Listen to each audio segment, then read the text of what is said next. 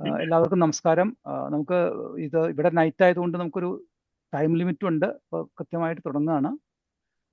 പ്രോഗ്രാമിന് സ്വാഗതം പറയുന്നതിന് വേണ്ടി നമ്മുടെ പ്രോഗ്രാം കമ്മിറ്റി ചെയർ ജേക്കബ് ജോണിനെ ആദരപൂർവ്വം ക്ഷണിക്കുന്നു. ജേക്കബ്. സുഹൃത്തുക്കളെ, സഹൃദയ സ്നേഹിതരെ, ലാനയുടെ ആഭിമുഖ്യത്തിൽ നടത്തുന്ന എൻ്റെ എഴുത്തുവഴികൾ എന്ന ഈ പരിപാടിയിലേക്ക് നിങ്ങൾക്ക് ഏവർക്കും സ്വാഗതം. എഴുത്തുകാർക്ക് എഴുത്തനുഭവങ്ങളെക്കുറിച്ച് പറയുവാൻ ഒരു അവസരം കൊടുക്കുക, അത് കേൾക്കുവാൻ വായനക്കാർക്കും അവസരം ഒരുക്കുക എന്നുള്ളതാണ് ഈ പരിപാടിയുടെ ലക്ഷ്യം. ഇന്നത്തെ ഈ പരിപാടിയിൽ മുഖ്യാതിഥിയായി ഇവിടെ വന്നിരിക്കുന്നത് ശ്രീ VJ ജെയിംസ് ആണ്. ലാനയുടെ ഒരു പ്രിയ സുഹൃത്താണ് ശ്രീ VJ ജെയിംസ്. അദ്ദേഹത്തിൻ്റെ എഴുത്തുകളിലൂടെ നമുക്കെല്ലാവർക്കും അദ്ദേഹം വളരെ പരിചിതനാണ്. മലയാള നോവൽ സാഹിത്യത്തിന് വളരെയധികം നല്ല സംഭാവനകൾ നൽകിയിട്ടുള്ള ഒരു നോവലിസ്റ്റാണ് VJ ജെയിംസ്. അദ്ദേഹം ഇന്ന് മലയാള നോവലിലുള്ള പുതിയ രീതികൾ, പുതിയ സിദ്ധാന്തങ്ങൾ, അതിനെക്കുറിച്ചൊക്കെ നമ്മളോട് സംസാരിക്കും. പുതിയ ട്രെൻഡുകളെക്കുറിച്ച് നമ്മളോട് സംസാരിക്കും. അതോടൊപ്പം പിന്നെ നിർമ്മല തോമസിൻ്റെ കരയിലെ മീനുകൾ എന്ന നോവലിനെ വിലയിരുത്തിക്കൊണ്ടും അദ്ദേഹം നമ്മളോട് സംസാരിക്കുന്നതായിരിക്കും. ലാനയുടെ നാമത്തിൽ വളരെ ബഹുമാനപൂർവ്വം ഞാൻ VJ ജെയിംസിനെ ഈ മീറ്റിംഗിലേക്ക് സ്വാഗതം ചെയ്യുന്നു. രണ്ടാമതായിട്ട് ആശംസ പറയുവാൻ ഞാൻ ആഗ്രഹിക്കുന്നത് ഈ പരിപാടിയുടെ കേന്ദ്ര ബിന്ദുവിൽ നിൽക്കുന്ന ശ്രീമതി നിർമ്മല തോമസിന് തന്നെയാണ്. നിർമ്മല നമ്മുടെ ലാന കുടുംബാംഗമാണ്. നിർമ്മലയുടെ തട്ടകം കാനഡയാണ്. കാനഡ അമേരിക്കയുടെ 51ാമത്തെ സ്റ്റേറ്റായി തീരുവാൻ ഞാൻ ആഗ്രഹിക്കുന്നതിൻ്റെ ഏക കാരണം നിർമ്മലയെ പോലെയുള്ള എഴുത്തുകാർ അമേരിക്കയുടെ ഭാഗമായി തീരും എന്നുള്ളത് മാത്രമാണ്. നിർമ്മല ഇത് മൂന്നാമത്തെ നോവലാണ്. വളരെ വ്യത്യസ്തമായിട്ടുള്ള, വേറിട്ട് നിൽക്കുന്ന ഒരു നോവലാണ് കരയിലെ മീനുകൾ. ഈ നോവലിലൂടെ എഴുത്തിൻ്റെ ഒരു പുതിയ തലത്തിലേക്ക് നിർമ്മല ഉയരും എന്നാണ് ഞാൻ കരുതുന്നത്. അങ്ങനെ സംഭവിക്കട്ടെ എന്ന് ആശംസിക്കുന്നു. ഈ പരിപാടിയിലേക്ക് നിർമ്മലയെ സ്നേഹപൂർവ്വം ആദരപൂർവ്വം സ്വാഗതം ചെയ്തുകൊള്ളുന്നു. അതുപോലെ തന്നെ ഈ പരിപാടിയിൽ പങ്കെടുക്കുന്ന പ്രിയ സുഹൃത്തുക്കളെ, ശ്രോതാക്കളെ, നിങ്ങൾക്ക് ഏവർക്കും സ്വാഗതം. കാരണം ഈ പരിപാടിയുടെ ജീവവായു എന്ന് പറയുന്നത് നിങ്ങളാണ്. എഴുത്തുപോലെ തന്നെ വായനയും അതിൻ്റെ ശ്രവണവും അതിനെക്കുറിച്ചുള്ള ചർച്ചകളും മനനങ്ങളും എല്ലാം സർഗവ്യാപാരത്തിൻ്റെ ഭാഗമാണ്. അതെല്ലാം സർഗാത്മകതയാണ്. എഴുത്തുപോലെ തന്നെ ഈ സർഗസബരിയയിലേക്ക് നിങ്ങളെ ഏവരെയും മൊത്തത്തിൽ ഞാൻ സ്വാഗതം ചെയ്തുകൊള്ളുന്നു. ഇവിടെ മീറ്റിങ്ങിലൂടെ പങ്കുചേരുന്ന ഓരോ വ്യക്തിത്വങ്ങളെയും നിങ്ങളെല്ലാവരെയും സഹർഷം സ്വാഗതം ചെയ്തുകൊള്ളുന്നു. അതുപോലെ തന്നെ ലാനയുടെ പ്രവർത്തനങ്ങൾക്ക് നേതൃത്വം നൽകുന്ന ഒട്ടനേകം പേര് ഇവിടെ ഉണ്ട്. എല്ലാവരുടെയും പേര് പ്രത്യേകിച്ച് എടുത്ത് പറയുന്നില്ല. പ്രസിഡന്റ് ശങ്കർമന, അതുപോലെ തന്നെ ജനറൽ സെക്രട്ടറി സാമുവൽ യോഹന്നാൻ, വൈസ് പ്രസിഡന്റ് ഹരിദാസ്, അങ്ങനെ എല്ലാ ഔദ്യോഗിക ഭാരവാഹികളെയും ഈ മീറ്റിംഗിലേക്ക് സ്വാഗതം ചെയ്തുകൊള്ളുന്നു. എൻ്റെ വാക്കുകൾ ഞാനിവിടെ അവസാനിപ്പിക്കുകയാണ്. പരിപാടിയുടെ തുടർന്നുള്ള നടത്തിപ്പിനായി പ്രസിഡന്റ് ശങ്കർമണി ഈ അവസരത്തിൽ ക്ഷണിച്ചുകൊള്ളുന്നു. Thank you Jacob. Presidential address എന്ന രീതിയിൽ വളരെ കാര്യമായിട്ടൊന്നും പറയുന്നില്ല. 1-2 മിനിറ്റ് എടുത്ത് ചില ഹൗസ് കീപ്പിംഗ് കാര്യങ്ങൾ പറയാം. ആദ്യമായിട്ട് തന്നെ ഇപ്പോൾ നമ്മളിപ്പോൾ ഈ നോവലിൻ്റെ കാലഘട്ടം എടുക്കുകയാണെങ്കിൽ, നോവൽ രചനകളുടെ കാലഘട്ടം നിങ്ങൾ എടുക്കുകയാണെങ്കിൽ, ഇപ്പോൾ 1960, 2000, 2020 എന്നുള്ള തലമുറകളായിട്ട് കണക്കാക്കുകയാണെങ്കിൽ 2000 മുതൽ 2020 വരെയുള്ള തലമുറയിലെ ഏറ്റവും ഉജ്ജ്വലനായിട്ടുള്ളൊരു നോവലിസ്റ്റാണ് ജെയിംസ്. അദ്ദേഹത്തെ ഇവിടെ കിട്ടിയതിൽ വളരെ സന്തോഷമുണ്ട്. അദ്ദേഹത്തിന് ആദരം അർപ്പിക്കുകയാണ്. ഈ നമ്മുടെ ഹൗസ് സ്പീക്കിംഗ് എന്ന ലാനയുടെ ചില പ്രോഗ്രാമുകൾ എന്ന രീതിയിൽ പറയാനുള്ളത്, ഒന്ന് നമ്മുടെ കൺവെൻഷനാണ്. നമ്മുടെ കൺവെൻഷൻ ഒക്ടോബർ 31, നവംബർ 1, 2 തീയതികളിലാണ് ഡാലസ് ടെക്സസിൽ വെച്ചിട്ട്.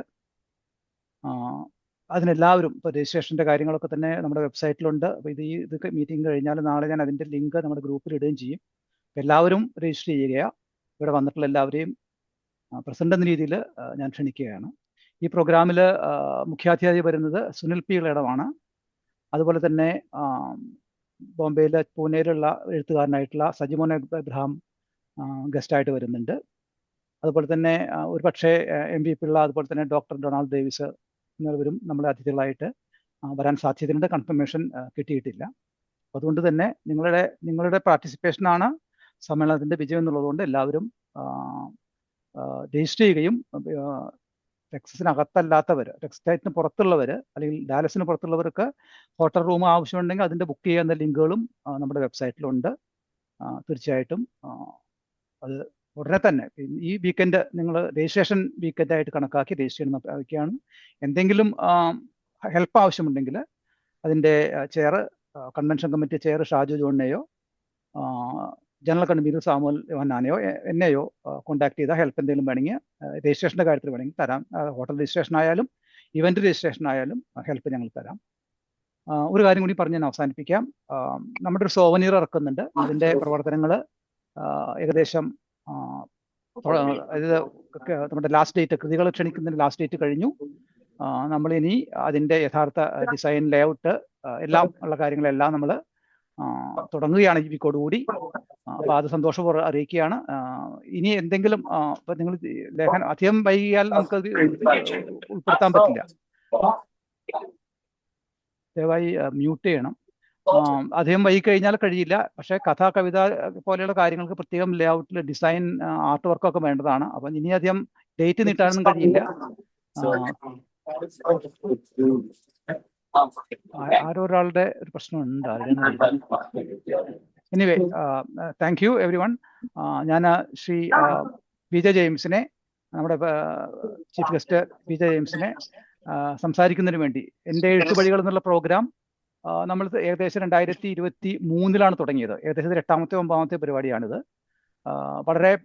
വളരെയേറെ ആൾക്കാർക്ക് ഇഷ്ടപ്പെട്ട ഒരു പ്രോഗ്രാമാണ് എൻ്റെ എഴുത്തുവഴികൾ എന്ന പരിപാടി. പുതിയ എഴുത്തുകാരെ പരിചയപ്പെടുത്തിയും പുതിയ രചനകൾ പരിചയപ്പെടുത്തുകയും അതോടൊപ്പം തന്നെ നാട്ടിലുള്ള പ്രധാനപ്പെട്ട എഴുത്തുകാരെ നമ്മൾ ക്ഷണിക്കുകയും ചെയ്യുന്ന വളരെ നല്ലൊരു പ്രോഗ്രാമാണ്. വന്നിട്ടുള്ള എല്ലാവർക്കും എൻ്റെ പ്രത്യേകമായിട്ടുള്ളൊരു സന്തോഷം അറിയിക്കുന്നു. ശ്രീ വിജയ് ജെയിംസിനെ സംസാരിക്കുന്നതിന് വേണ്ടി ആദരപൂർവ്വം ക്ഷണിച്ചുകൊള്ളുന്നു. ശ്രീ വിജയ് ജെയിംസ്. എല്ലാവർക്കും നമസ്കാരം. ഞാനിത് ആദ്യമായിട്ടല്ല ലാനയുടെ ഈ പ്ലാറ്റ്ഫോമിൽ വരുന്നത്.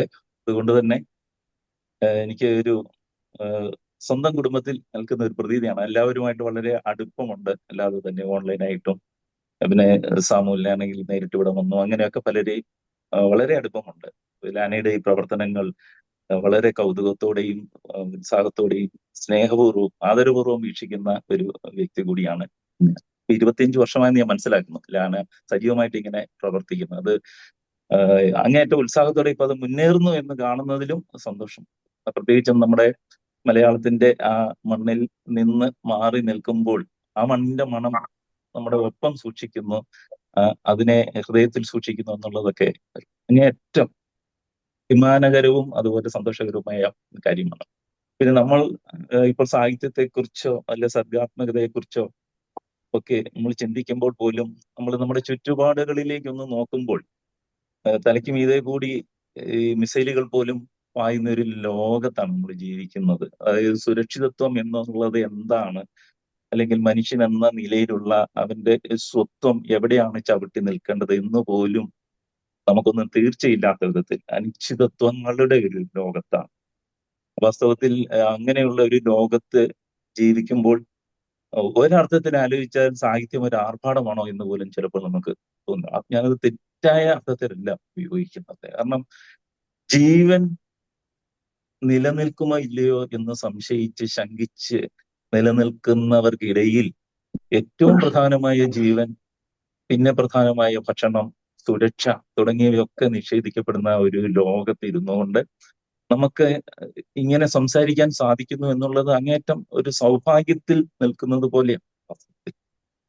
അവിടെ നിന്നുകൊണ്ട് നോക്കുമ്പോൾ നമ്മള് ബഷീർ പറഞ്ഞ ഒരു വാചകം നമുക്കൊക്കെ ഓർമ്മയുണ്ടല്ലോ. ലോകത്തിലെ യുദ്ധങ്ങളെ കുറിച്ചൊക്കെ അദ്ദേഹം അല്പം ആത്മരോഷത്തോടെയും പരിഹാസത്തോടെയും പറഞ്ഞ ഒരു വാചകമാണ് പെട്ടെന്ന് ഓർമ്മ വരുന്നത്. അതായത് ഈ എല്ലാ യുദ്ധങ്ങളെയും നമ്മൾ നോക്കിയാൽ മനുഷ്യർ തമ്മിലുള്ള വ്യക്തിപരമായ യുദ്ധങ്ങൾക്ക് അപ്പുറം രാജ്യങ്ങൾ തമ്മിലോ അല്ലെങ്കിൽ വിശ്വാസങ്ങൾ തമ്മിലോ അല്ലെങ്കിൽ ബോധ്യങ്ങൾ തമ്മിലുള്ള യുദ്ധങ്ങൾ നിലനിൽക്കുന്ന ഈ കാലഘട്ടത്തിൽ ആ ബഷീർ പറഞ്ഞ ഒരു വാചകമുണ്ടല്ലോ, ഈ യുദ്ധമൊക്കെ അവസാനിക്കാൻ ഏറ്റവും എളുപ്പമായ ഒരു വഴിയുണ്ട്.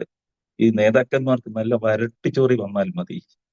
അവരത് ചൊറിഞ്ഞ് ചൊറിഞ്ഞ് രസിച്ച് ആ യുദ്ധത്തിലുള്ള അവരുടെ ആകർഷണം മുഴുവൻ ഈ ചൊറിച്ചിലിൽ അങ്ങ് തീരുമെന്ന് പറയുന്നത് പോലുള്ള ഒരു ലോകത്തിന്റെ ഇന്നത്തെ ഘടനയെ അല്ലെ എല്ലാ കാലത്തെയും ഘടനയെ എന്നും ബാധിച്ചിട്ടുള്ളത് ഏതെങ്കിലും വ്യക്തികളുടെ മനസ്സിലുണ്ടാകുന്ന വിചാരങ്ങളാണ് എനിക്ക് തോന്നുന്നത്. ലോകം ഒരു രാജ്യത്തോട് മത്സരിക്കുന്നതിനേക്കാൾ ഉപരി വ്യക്തിയോട് മത്സരിക്കുന്നത് പോലെ പോലും ആയി പോയിട്ടുണ്ട്. ആ നിലയ്ക്ക് നോക്കുമ്പോൾ രണ്ടു വ്യക്തികൾ തമ്മിലുള്ള ഒരു സംഘർഷത്തിന്റെ ഒരു കുറച്ചുകൂടി ഉന്നതമായ നിലയിലുള്ള ഒരു പ്രതിഫലനമായിട്ടാണ് യുദ്ധം ഇന്ന് നമ്മുടെ മുന്നിൽ നിൽക്കുന്നത്. ഈ ഒരു പരിസരത്തിൽ നിന്നുകൊണ്ടാണ് നമ്മൾ സാഹിത്യത്തെ കുറിച്ച് ചർച്ച ചെയ്യുന്നത് എന്നുള്ളത് ഒരു വലിയ വിരോധാഭാസമാണെന്ന് തുടക്കത്തിലേ എനിക്ക് പറയാതിരിക്കാൻ പറ്റുന്നില്ല.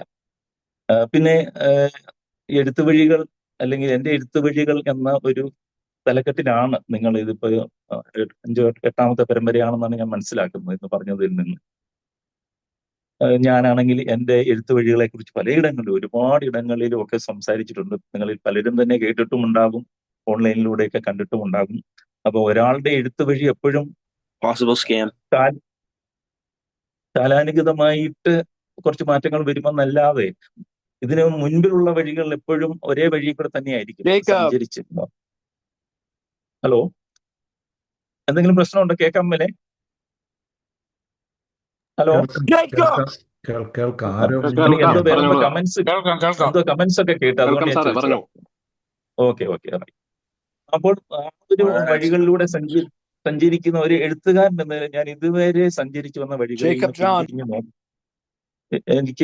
എനിക്ക് മനസ്സിലായിട്ടുള്ള ഒരു കാര്യം, എഴുത്ത് എന്ന് പറയുന്നത് ഒരാളിൽ സംഭവിക്കുകയാണ്. അയാൾ പ്രത്യേകമായിട്ട് ഞാനൊരു എഴുത്തുകാരനായി മാറും എന്നൊക്കെ വിചാരിച്ച് മാറുന്നതിനേക്കാൾ ഒരു മണ്ണിനടിയിൽ കിടക്കുന്ന ഒരു വിത്ത്, ആ വിത്ത് അതിന്റെ സ്വാഭാവിക ഗുണം കൊണ്ട് കാലാനുഗതമായിട്ട് ചിലപ്പോൾ ഒരു മഴ പെയ്യുമ്പോൾ ഒരു തുള്ളി ജലം താഴേക്ക് ഊർന്നു ചെന്ന് ആ വിത്തിനെ ഒന്ന് തൊട്ട് പ്രചോദിപ്പിക്കുമ്പോൾ ആ വിത്ത് പൊട്ടിമുളയ്ക്കാൻ അതിന് പ്രചോദനം ഉണ്ടാകുന്നത് പോലെ വിജയ ജെയിംസിലായാലും അല്ലെങ്കിൽ ഇത് കേൾക്കുന്ന ഏത് സുഹൃത്തിലും എല്ലാവരുടെയും ഉള്ളിൽ അങ്ങനെ ഒരു വിത്ത് കിടപ്പുണ്ടെന്നുള്ളതാണ് വസ്തുത. നമ്മുടെ എല്ലാവരുടെയും ഉള്ളിൽ എല്ലാ തരം വിത്തുകളും കിടക്കുന്നുണ്ട്. ഈ ഏത് വിത്തിനെയാണോ നമുക്ക് പൊട്ടിമുളയ്ക്കാനുള്ള സാഹചര്യം ഉണ്ടായി വരുന്നത്, അത് സ്വാഭാവികമായിട്ട് പൊട്ടിമുളയ്ക്കുന്നു. സ്വാഭാവികമായിട്ട് അത് വളർന്ന് അതിന് ഇലകൾ ഉണ്ടാകുന്നു, ശിഖരങ്ങൾ ഉണ്ടാകുന്നു, പൂക്കൾ ഉണ്ടാകുന്നു, കായകൾ ഉണ്ടാകുന്നു എന്നുള്ളതാണ് യഥാർത്ഥത്തിൽ എഴുത്തുകാരൻ എന്ന നിലയിൽ എനിക്ക് എന്നെ കുറിച്ച് തോന്നുന്നത്, മറ്റുള്ളവരെ ഞാൻ നിരീക്ഷിക്കുമ്പോൾ എനിക്ക് ബോധ്യപ്പെടുന്നതുമായ കാര്യം. പിന്നെ എൻ്റെ എഴുത്തുവഴികളെ കുറിച്ച് പലയിടങ്ങളിൽ ഞാൻ സംസാരിച്ചിട്ടുണ്ടോ നേരത്തെ പറഞ്ഞു. സംസാരിച്ച് വരുമ്പോൾ എനിക്ക് ആദ്യമായിട്ട് തോന്നുന്നത് ഒരു എഴുത്തിലേക്ക് കടന്നു വരുവാനായിട്ടുള്ള എന്റെ എല്ലാ തരത്തിലുള്ള നിമിത്തങ്ങളും തുടങ്ങുന്നത് വായനയിലൂടെയാണ്. അപ്പൊ ഒരു 4ാം ക്ലാസ് മുതൽ പഠിക്കുന്ന കാലഘട്ടം മുതൽ എങ്ങനെയോ വായനയുടെ ഒരു ലോകത്തേക്ക് കടന്നു ചെല്ലുവാനുള്ള സാഹചര്യങ്ങൾ ഉണ്ടായെന്ന് തന്നെ പറയണം. കാരണം ആരെങ്കിലും പ്രചോദിപ്പിക്കുകയോ അങ്ങനെ വേണമെന്ന് തീരുമാനം ഉണ്ടാവുകയോ ചെയ്യുകയല്ല. സാഹചര്യങ്ങൾ എൻ്റെ അടുത്തേക്ക് വന്നു ചേരുന്ന, ചിലപ്പോൾ ആനുകാലികളിലൂടെ ആകാം ആദ്യമേ അതിലേക്ക് കയറിപ്പോയത്. പിന്നെ പുസ്തകങ്ങൾ വായിക്കുവാനായിട്ട് തുടങ്ങുന്നു. സ്വന്തമായിട്ട് ഒരു 7ാം ക്ലാസ്സിലൊക്കെ പഠിക്കുമ്പോൾ ലൈബ്രറിയിൽ മെമ്പർഷിപ്പ് എടുത്ത് സ്വന്തമായിട്ട് പുസ്തകങ്ങൾ എടുക്കുന്നു, വായിക്കുന്നു.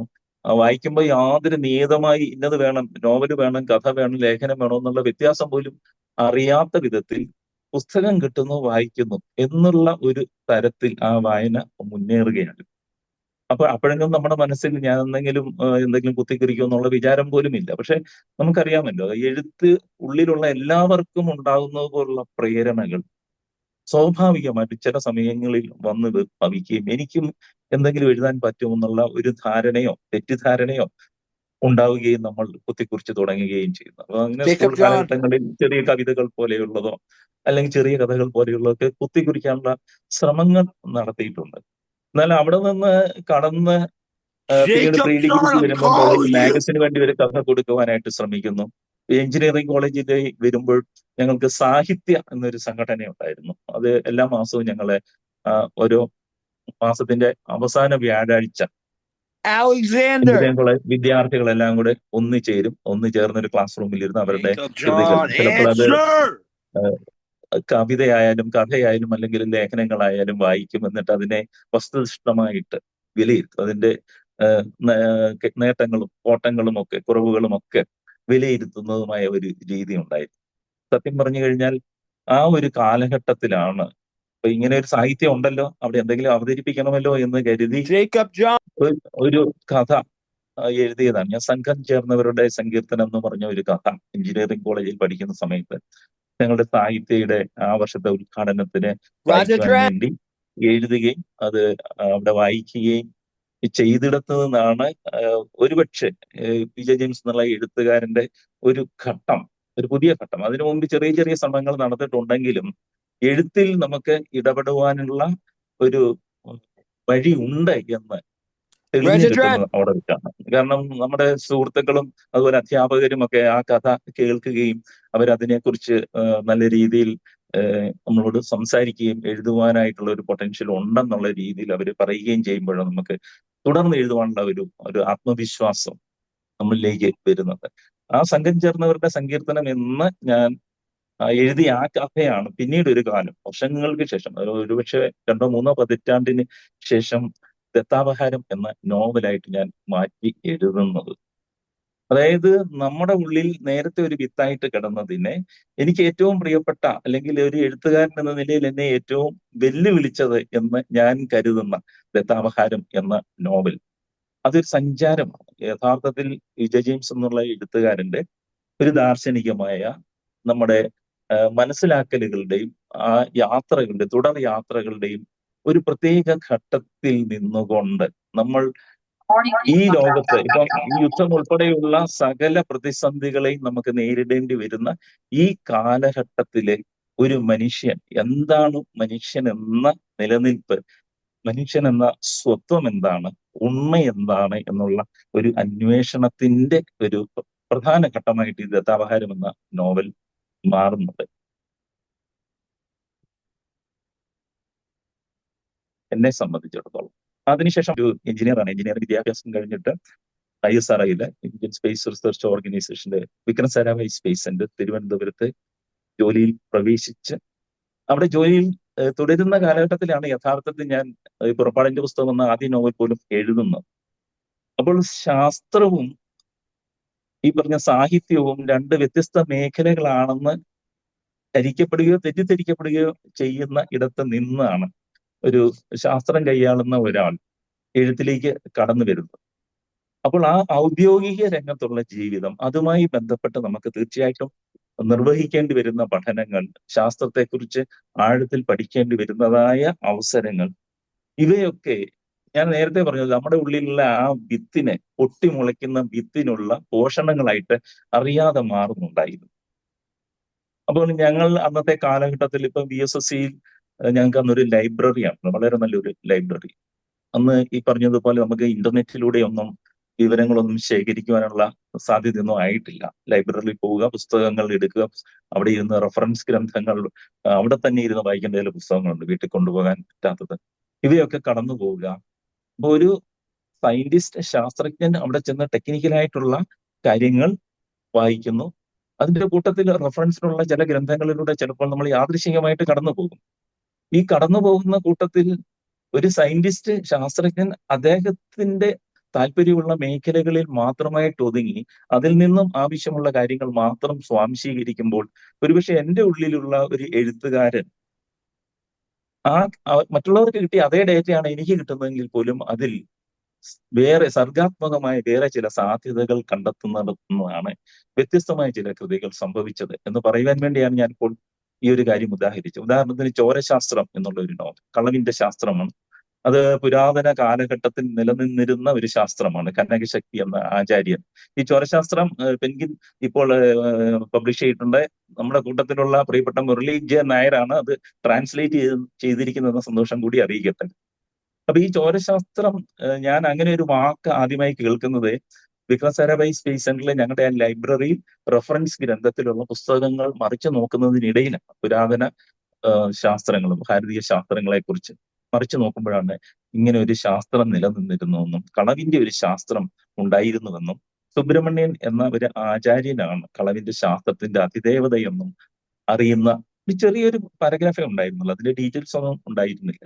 പക്ഷെ ഇത് എഴുത്തുകാരൻ എന്ന നിലയിലുള്ള എൻ്റെ ആ ഉള്ളിലെ ഒരു അന്വേഷകനെ അത് കൂടുതലായിട്ട് ഉത്സാഹപ്പെടുത്തുകയും അതെന്റെ മനസ്സിൽ പതിയുകയും ചെയ്തു, ചോരശാസ്ത്രം എന്ന ആ ഒരു പദം. പക്ഷെ അത് ഒരു നോവലാകുമെന്ന് ഒരിക്കലും ഞാൻ ചിന്തിച്ചില്ല, കഥ പോലും ആക്കണമെന്ന് ചിന്തിച്ചുമില്ല. ഞാൻ നേരത്തെ പറഞ്ഞതുപോലെ ഈ പ്രകൃതി ഇണക്കി വെക്കുന്ന ചില കാര്യങ്ങളുണ്ട്. നമ്മുടെയൊക്കെ നമ്മുടെ സ്വന്തമായ തീരുമാനങ്ങൾക്കും അല്ലെങ്കിൽ നമ്മുടെ സ്വന്തമായ പ്രവൃത്തികൾക്കും അപ്പുറത്തായിട്ട് പ്രകൃതി ചുറ്റുപാടുകളിൽ നിന്ന് ഇണക്കി വെക്കുന്ന ചില കാര്യങ്ങൾ. അങ്ങനെ ഒരു കാര്യം ചോരശാസ്ത്രത്തിന്റെ എഴുത്തുമായിട്ട് സംഭവിക്കുന്നുണ്ട്. അത് ഞാൻ പലയിടങ്ങളിലും പറഞ്ഞിട്ടുണ്ട്. ഒറ്റവാക്കി പറഞ്ഞ യാദൃശികമായിട്ട് ഒറ്റയ്ക്ക് വീട്ടിൽ രാത്രി കിടന്നുറങ്ങുമ്പോൾ ആരോ കതക് തുറക്കുന്നത് പോലെ, പൂട്ട് തുറക്കുന്നത് പോലെ ഉണ്ടാകുന്ന ഒരു ശബ്ദം കേട്ട് ഉണരുന്നതും അതേ തുടർന്ന് ഒരു ടോർച്ച് അടിച്ചുകൊണ്ട് ചെന്നിട്ട് ആ താക്കോൽ പഴുതിലേക്ക് ടോർച്ച് അടിച്ച് നോക്കുന്നതും ആ ടോർച്ചിന്റെ വൃത്തത്തിൽ താക്കോൽ പഴുത് കാണുന്നതും ആ നിമിഷത്തിൽ ഉള്ളിൽ നോട്ടം കൊണ്ട് പൂട്ട് തുറക്കുന്ന വിദ്യ എന്നൊരു പദം വരുന്നതും അതേ തുടർന്ന് അന്നേരം തന്നെ അങ്ങനെ ആശിച്ച് കള്ളന് നോട്ടം കൊണ്ട് പൂട്ട് തുറക്കുന്ന വിദ്യ സ്വായത്തമായി എന്ന ആദ്യത്തെ വരി എഴുതി പോവുകയാണ് വാസ്തവത്തിൽ. അതിനുള്ള മുന്നൊരുക്കങ്ങളൊന്നും നേരത്തെ ഇല്ല. ഇങ്ങനെ ഒരു നോവൽ എഴുതണമെന്നോ എന്താണ് കഥയെന്നോ ഒന്നും നമ്മൾ മനസ്സിൽ ചിന്തിക്കാതെ ഒരൊറ്റ നിമിഷത്തിന്റെ അന്തപ്രേരണ കൊണ്ട് എഴുതി തുടങ്ങിയതാണ് ചോരശാസ്ത്രം. അപ്പോൾ അങ്ങനെ ഒരു കൃതി സൃഷ്ടിക്കപ്പെടുകയും തുടർന്ന് കുറച്ച് എഴുതുകയും ചെയ്തപ്പോൾ പിന്നെ തുടർന്ന് ഈ ഏതാണ്ട് ഈ കള്ളൻ വന്ന സമയമുണ്ട്, 2:30-3 മണി സമയത്താണ്, ഈ 2:30-ക്കൊക്കെയാണെന്ന് തോന്നുന്നു കള്ളൻ വന്നതായിട്ട് എനിക്ക് തോന്നുന്നത്. ആ സമയത്താണ് പിന്നീട് തുടർന്നുള്ള ദിവസങ്ങളിൽ ഞാനിങ്ങനെ ഉണരുകയും ഈ ചോരശാസ്ത്രത്തിന്റെ തുടർച്ചകൾ പിന്നീട് എഴുതി പോവുകയും എന്ന് പറഞ്ഞാൽ വ്യക്തമായ ഒരു രൂപരേഖയില്ലാതെ എഴുതിയ ഒരു കൃതിയായിരുന്നു ചോരശാസ്ത്രം.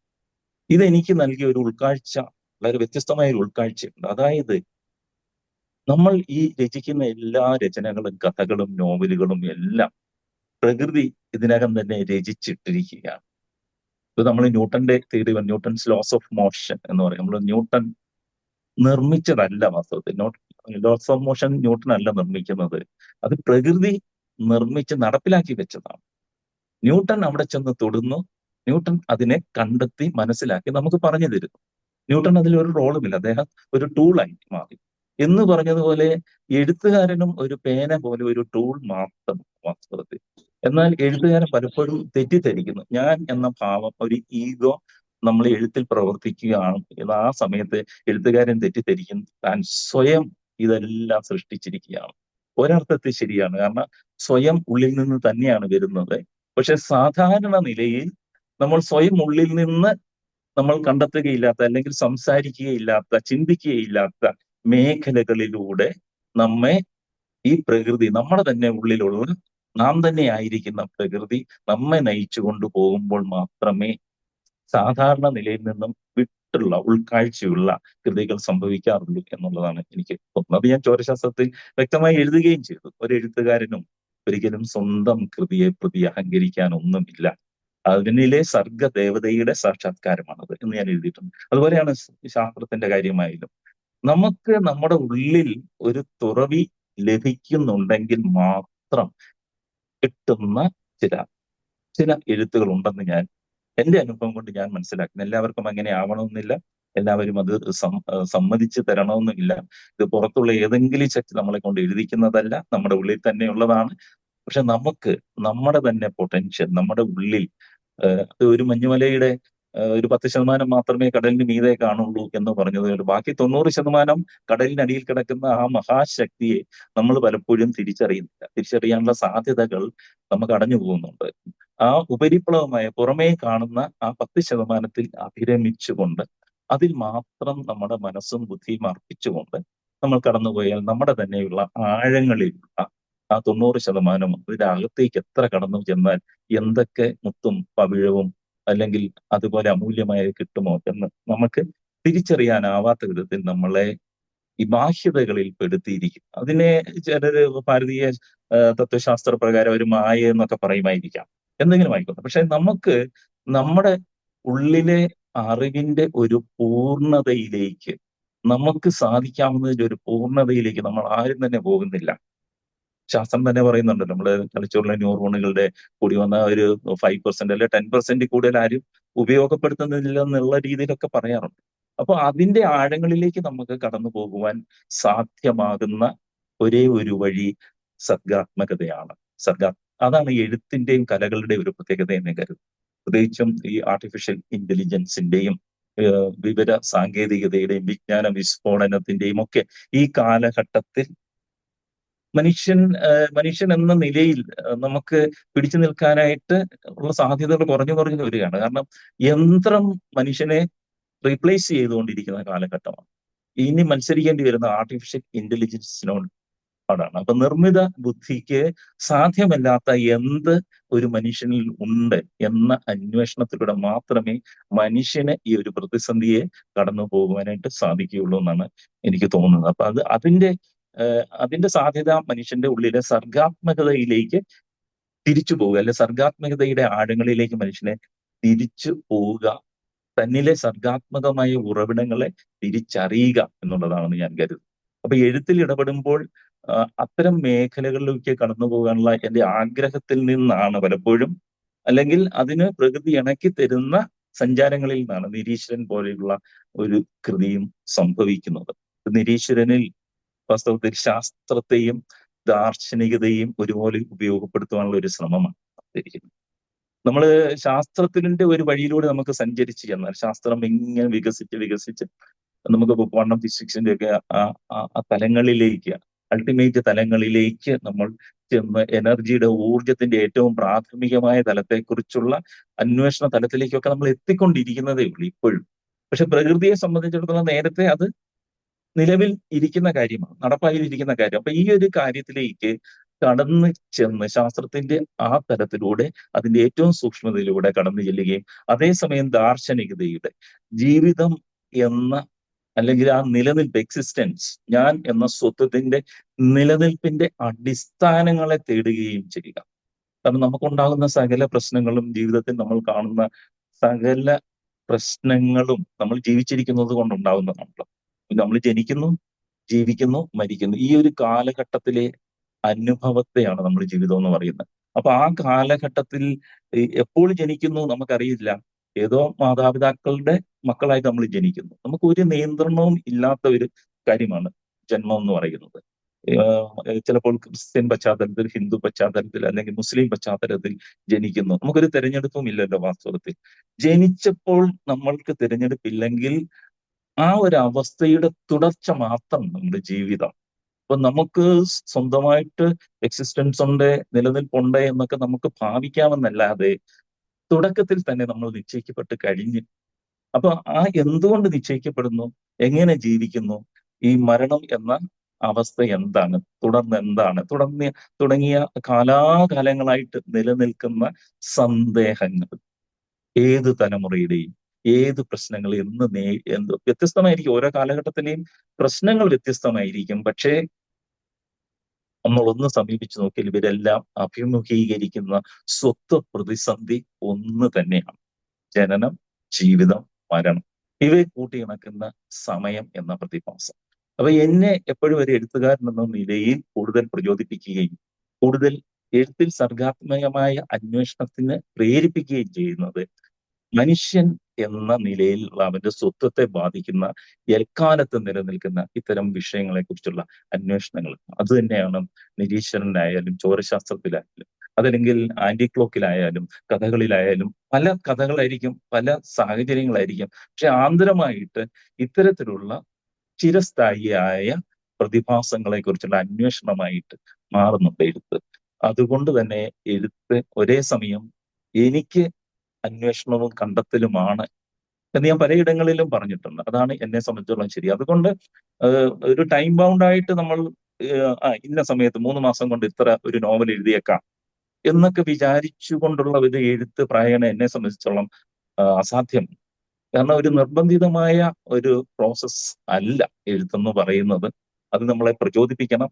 നമ്മുടെ ഉള്ളിൽ എവിടെയോ ഒരു തുറവി ഉണ്ടാവണം. അത് സ്വാഭാവികമായിട്ടും നമ്മൾ ഒരു ജാഗ്രതയിലൂടെ നമ്മെ നയിച്ച് അവിടേക്ക് എത്തിക്കുമ്പോൾ മാത്രമേ നല്ല കൃതികൾ ഉള്ളൂ എന്നാണ് ഞാൻ വിചാരിച്ചത്. ഞാൻ ഒരുപാട് എന്നെക്കുറിച്ച് തന്നെ പറഞ്ഞ് നിങ്ങളെ ബോറടിപ്പിക്കാനായിട്ട് ആഗ്രഹിക്കുന്നില്ല. പക്ഷെ ഞാൻ ഇന്നത്തെ നമ്മുടെ പ്രധാന ശ്രദ്ധാകേന്ദ്രം എനിക്ക് തോന്നുന്നത് നമ്മള് നിർമ്മലയുടെ നോവലുണ്ടല്ലോ, കരയിലെ മീനുകൾ. ഞാനും വിചാരിച്ചത് ഞാനധികം സംസാരിക്കാതെ നമുക്ക് നിർമ്മല എന്ന എഴുത്തുകാരിയുടെ വളരെ മനോഹരമായ ഈ കൃതിയെ കൂടുതൽ പരിചയപ്പെടുത്തുകയും അതിനെക്കുറിച്ച് നിങ്ങൾ പലരും അത് വായിച്ചിട്ടുണ്ടാവും. അപ്പൊ നിങ്ങളുടേതായ അഭിപ്രായങ്ങൾ പങ്കുവയ്ക്കുകയും കൂട്ടത്തിൽ ഇനി എന്തെങ്കിലും എന്നോട് ചോദിക്കാനുണ്ടെങ്കിൽ ഞാൻ അതിന് സംസാരിക്കാം.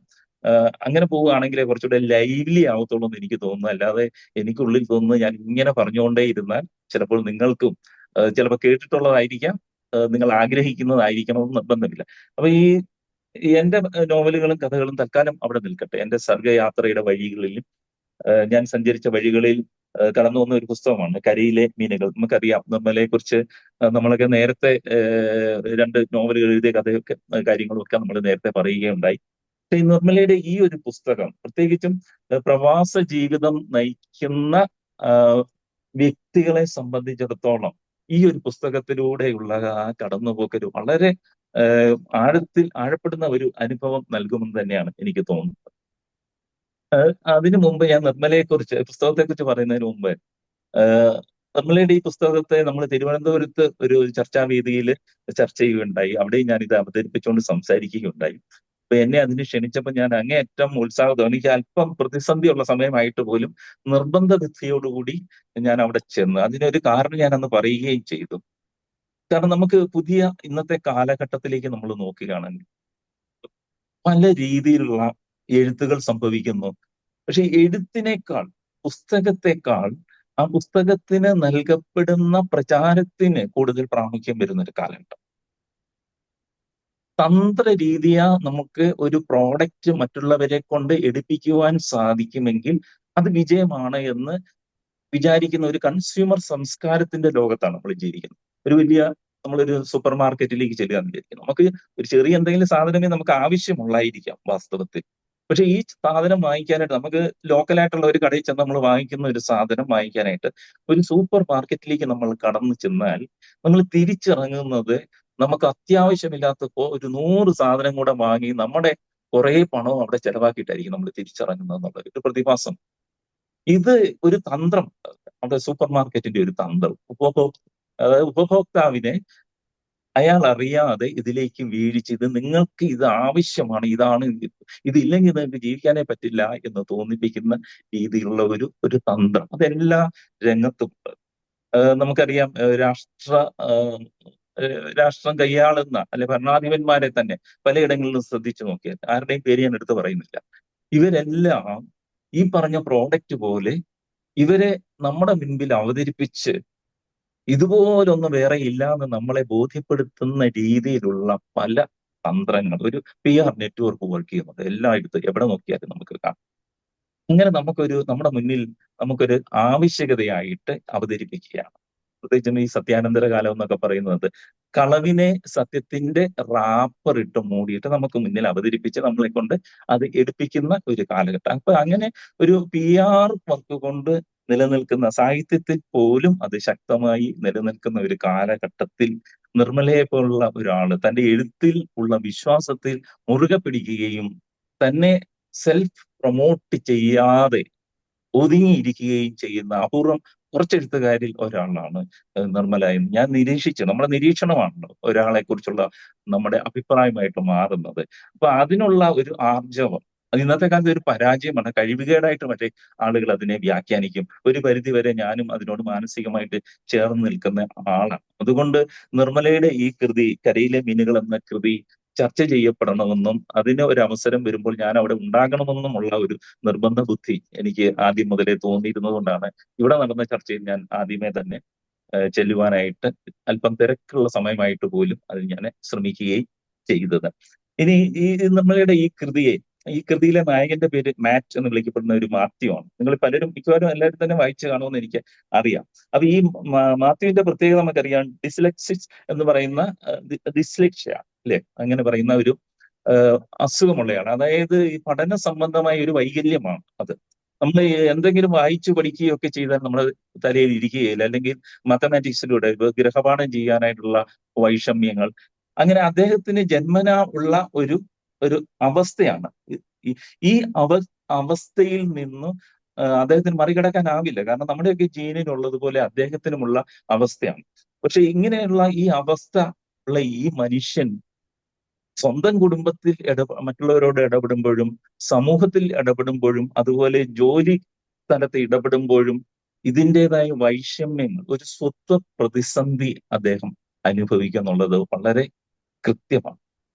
ആ ഒരു കഥാപാത്രത്തെ, മാറ്റെന്നുള്ള കഥാപാത്രത്തെ, അദ്ദേഹത്തിന്റെ സ്വത്വ പ്രതിസന്ധിയെ, അതിനെ അതിജീവിക്കാനാവാതെ അത് തന്റെ ആധിയും ഉത്കണ്ഠയും കാരണം ഒരു വലിയ മദ്യപാന ആസക്തിക്ക് പെട്ടുപോകുന്ന ആ മാറ്റിന്റെ ജീവിതത്തെയാണ് നിർമ്മല വളരെ പ്രത്യേകമായ ഒരു രചന ശൈലി ഉപയോഗിച്ചുകൊണ്ടാണ്. എനിക്ക് തോന്നുന്നത് നിർമ്മലയുടെ മുൻ നോവലുകളെക്കാൾ രചനയുടെ അതായത് ഒരു പടി മുന്നിലേക്ക് വീണ്ടും സഞ്ചരിക്കുവാനായിട്ട്, നമ്മൾ പറയത്തില്ല ഒരാളുടെ എഴുത്ത് വഴിയിൽ അദ്ദേഹം കൂടുതൽ ഔന്നത്യത്തിലേക്ക് പോകുന്നു എന്നുള്ളതിന്റെ തെളിവായിട്ട് തീർച്ചയായിട്ടും ചൂണ്ടിക്കാണിക്കാവുന്ന ഒരു പുസ്തകമാണ് കരയിലെ മീനുകൾ. അപ്പൊ ഒരു എഴുത്തുകാരൻ എന്ന നിലയിൽ വായിക്കുമ്പോൾ, വായനക്കാരൻ എന്ന നിലയിൽ വായിക്കുന്നതിനേക്കാൾ ഒരു എഴുത്തുകാരൻ എന്ന നിലയിൽ വായിക്കുമ്പോൾ എന്നെ സന്തോഷിപ്പിക്കുന്ന ഒരു കാര്യം, നിർമ്മല ഉപയോഗിച്ചിരിക്കുന്ന ഭാഷയിലുള്ള ഒരു ചില കൈയടക്കങ്ങൾ, ചില മാധുര്യങ്ങൾ, നമ്മള് ആ സർഗാത്മകത തിളങ്ങി നിൽക്കുന്ന ഭാഷ പലയിടങ്ങളിലും നമ്മളെ സന്തോഷിപ്പിക്കും. എഴുത്തുകാരനെ സന്തോഷിപ്പിക്കുന്ന കാര്യം അതാണ്. ഒരു കഥ മാത്രമല്ല.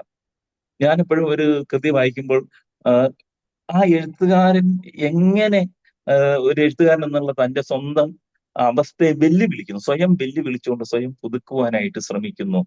അത്തരം ഒരു ശ്രമം ഇതില് വളരെ വ്യക്തമായിട്ട് നിർമ്മലയുടെ ഈ കൃതിയിൽ കാണാം.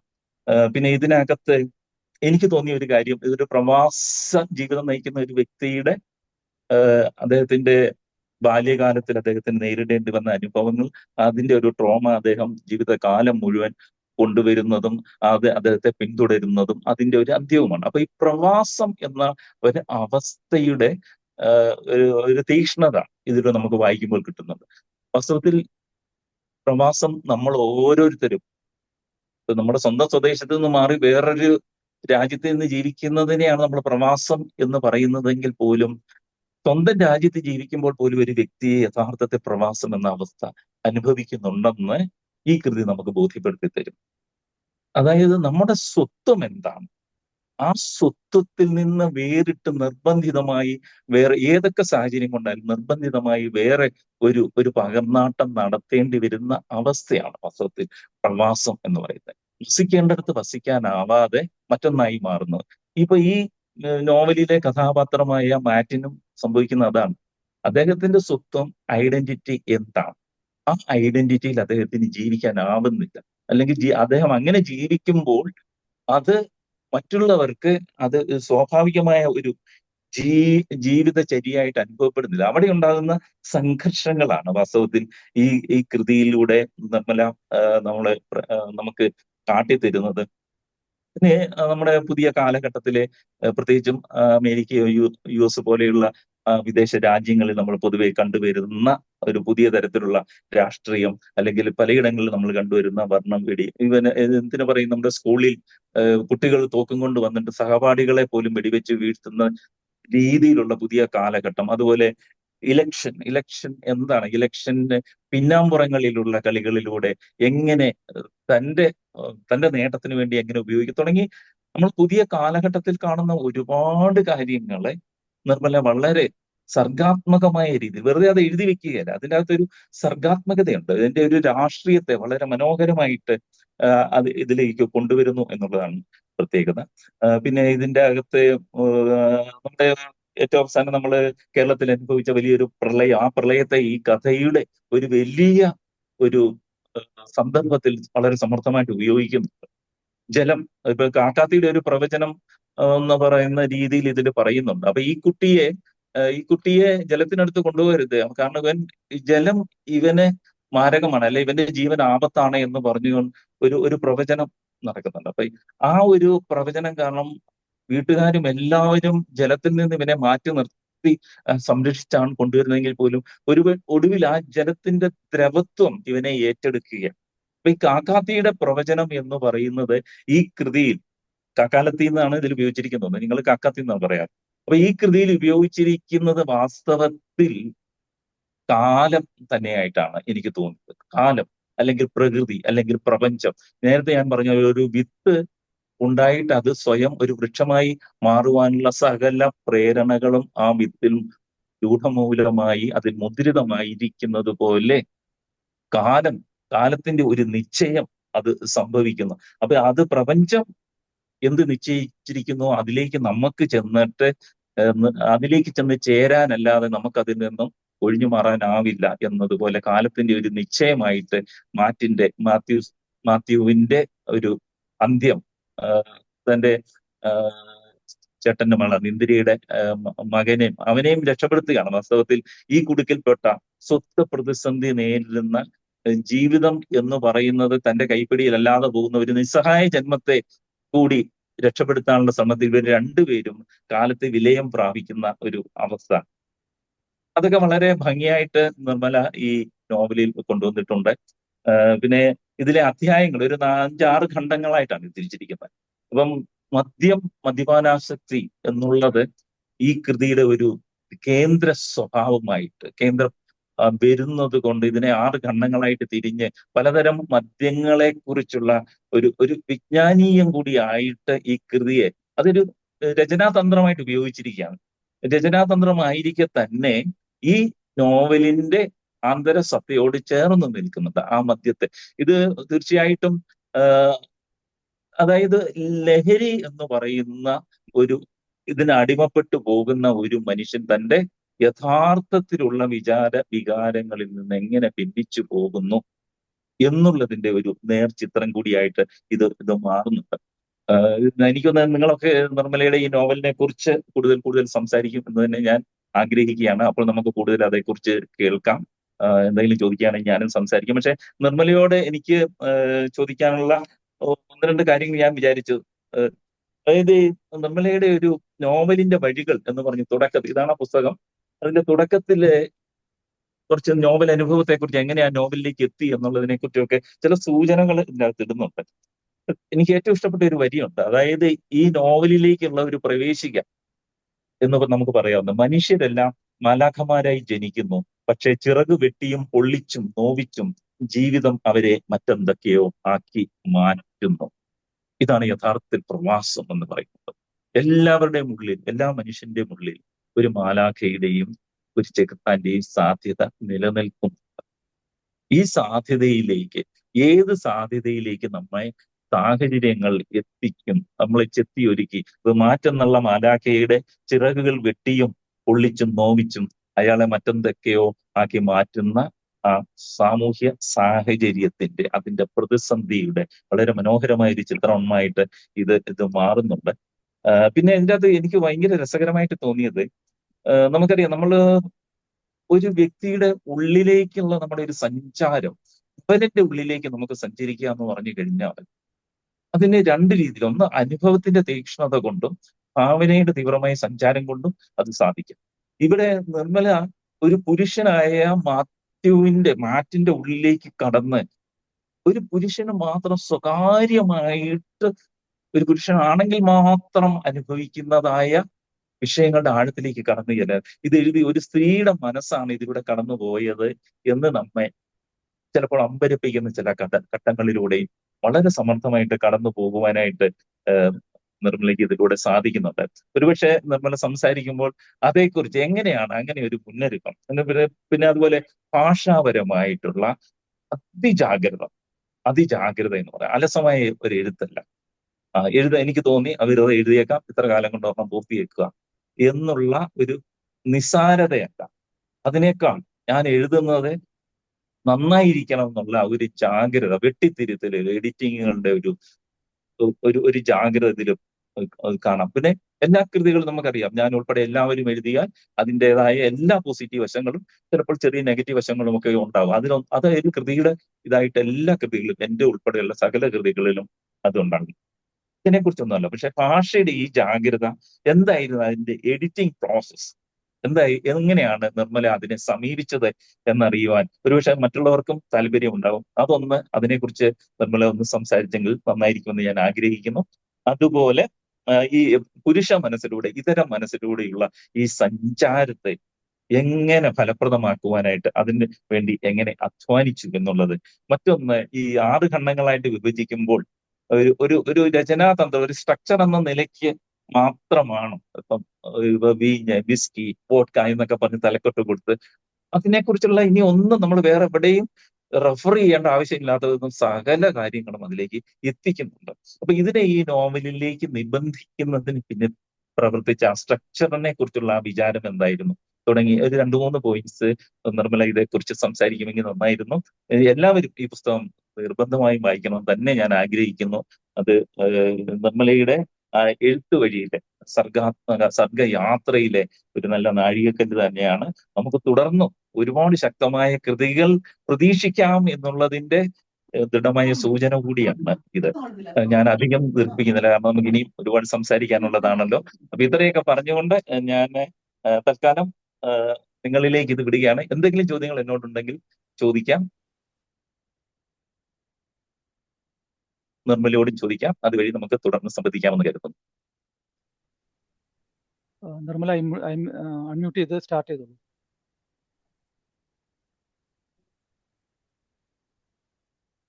ഞാനിപ്പോ സംസാരിക്കുന്നു. കേൾക്കാം. ഇവിടെ എത്തിയിട്ടുള്ള എല്ലാവർക്കും എൻ്റെ ആദരവ്. ഞാൻ എൻ്റെ എഴുത്തുവഴികളെ കുറിച്ച് സംസാരിക്കുന്നതിനേക്കാൾ ചോദ്യങ്ങൾക്ക് ഉത്തരം പറയാമെന്ന് കരുതിയാണ് വന്നത്. എങ്ങനെയാണ് ഈ നോവലിലേക്ക് കടന്ന് വന്നത് എന്ന് ഞാൻ അതിന്റെ നോവലിന്റെ തുടക്കത്തിൽ എഴുതിയിട്ടുണ്ട്. ഒരു മദ്യപനായ ഒരു മനുഷ്യനെ വളരെ ആകസ്മികമായി പരിചയപ്പെട്ടു. ഞാൻ വളരെ 2-3 സെന്റൻസിൽ അത് പറയാം, പുസ്തകം വായിച്ചിട്ടില്ലാത്തവരുണ്ടെങ്കിൽ. ആദ്യത്തെ ദിവസം അയാൾ മനുഷ്യനെ ഒരുമാതിരി ഇൻസൾട്ട് ചെയ്യുന്ന പോലെ സംസാരിക്കാൻ ശ്രമിച്ചു നോക്കി. 2ാമത്തെ ദിവസം വന്നിട്ട് എന്നോട് അതിന് മാപ്പ് പറഞ്ഞു. എന്നിട്ട് എന്നോട് പറഞ്ഞു, ഞാൻ ഇന്നലെ കുടിച്ചിട്ടുണ്ടായിരുന്നു, ക്ഷമിക്കണം എന്ന് പറഞ്ഞു. അപ്പൊ എന്നിട്ട് അയാൾ പറഞ്ഞു, നിങ്ങൾ വായിക്കുന്നതല്ല നിങ്ങൾ എഴുതുന്നതല്ല ഞാൻ വായിക്കാറുണ്ട്, എനിക്ക് ഇഷ്ടമാണ്. എന്നിട്ട് അയാൾ പലതും കോട്ട് ചെയ്തത് പലതും എനിക്ക് വ്യക്തമായിരുന്നു അയാളത് വായിച്ചിട്ടാണ്, അല്ലാതെ വെറുതെ നമ്മളെ സൂചിപ്പിക്കാൻ പറയുന്നില്ല എന്ന്. അത് കഴിഞ്ഞ് ഞാൻ പറഞ്ഞു, കുഴപ്പമില്ല, ഓരോരുത്തർക്കും ഓരോ അഭിപ്രായം ഉണ്ട്, അതിൽ പ്രശ്നമില്ല എന്ന് പറഞ്ഞു കഴിഞ്ഞിട്ടും അതിഭയങ്കരമായ അപമാനഭാരത്തോടെ അയാൾ അവിടെ നിന്നു. അത് കഴിഞ്ഞിട്ട് അപ്പോഴത്തേക്ക് എൻ്റെ അടുത്ത് വേറെ ആരോ വന്ന്, പുള്ളിങ്ങ് നടന്നുപോയി. നടന്നുപോയി ആ മനുഷ്യന്റെ രൂപം ഇപ്പോഴും എൻ്റെ മുൻപിലുണ്ട്. തെറ്റ് ചെയ്യപ്പെട്ട ഒരു കുട്ടിയെ പോലെ, ഒരു ചെറിയൊരു കുട്ടിയുടെ പോലെയാണ് എനിക്ക് അന്നേരം തോന്നിയത്. നമ്മളെ ഇറിറ്റേറ്റ് ചെയ്ത ഒരു മനുഷ്യനായിട്ടല്ല ആയിരുന്നു തോന്നിയത്. ആ ഒരു ചിത്രം കണ്ടു കഴിഞ്ഞപ്പോൾ അയാൾക്ക് പിന്നെ വലിയൊരു കഥയുണ്ട് എന്ന് തോന്നി. അതിൽ നിന്ന് തന്നെയാണ് അപ്പോ ജെയിംസ് കോട്ട് ചെയ്ത ആ ഒരു വാചകവും വന്നിരിക്കുന്നത്. എല്ലാവരും മാലാഖമാരായിട്ടാണ് എല്ലാ കുഞ്ഞുങ്ങളും ജനിക്കുന്നത്. അവിടെ വന്നപ്പോ എന്റെ മനസ്സിലുണ്ടായ ഒരു വിഷ്വൽ എന്ന് പറയുന്നത്, അയാളുടെ പുറകിലെ ചിറക്, ഒരു മാലാഖയുടെ ചിറക് ഇങ്ങനെ വലിച്ചു കീറി കഴിഞ്ഞാൽ അതിൽ നിന്ന് രക്തം ഇറ്റിറ്റ് വീഴുന്ന പോലത്തെ ഒരു കാഴ്ചയായിരുന്നു എന്റെ മുമ്പിൽ വന്നത്. ആശ്വസിപ്പിക്കാൻ കഴിയാത്തതിന്റെ ഒരു സങ്കടം, അതേപോലെ തന്നെ ഒരു കുറ്റബോധവും, ഇങ്ങനെയുള്ളവരെ കണ്ട് നമ്മൾ ഒഴിവാക്കി പോവുകയാണല്ലോ എന്നുള്ള ഒരു കുറ്റബോധവും ഉണ്ടായിരുന്നു. ആ കുറ്റബോധത്തിൽ നിന്ന് ഒരു പക്ഷേ ഉള്ള രക്ഷപ്പെടലായിരിക്കാം അയാൾക്കൊരു കഥയുണ്ടാക്കി എന്തായിരുന്നു അയാളുടെ ജീവിതം എങ്ങനെയായി എന്ന് കാണുക, എന്നൊരു കഥ മെനയുക എന്നുള്ളത്.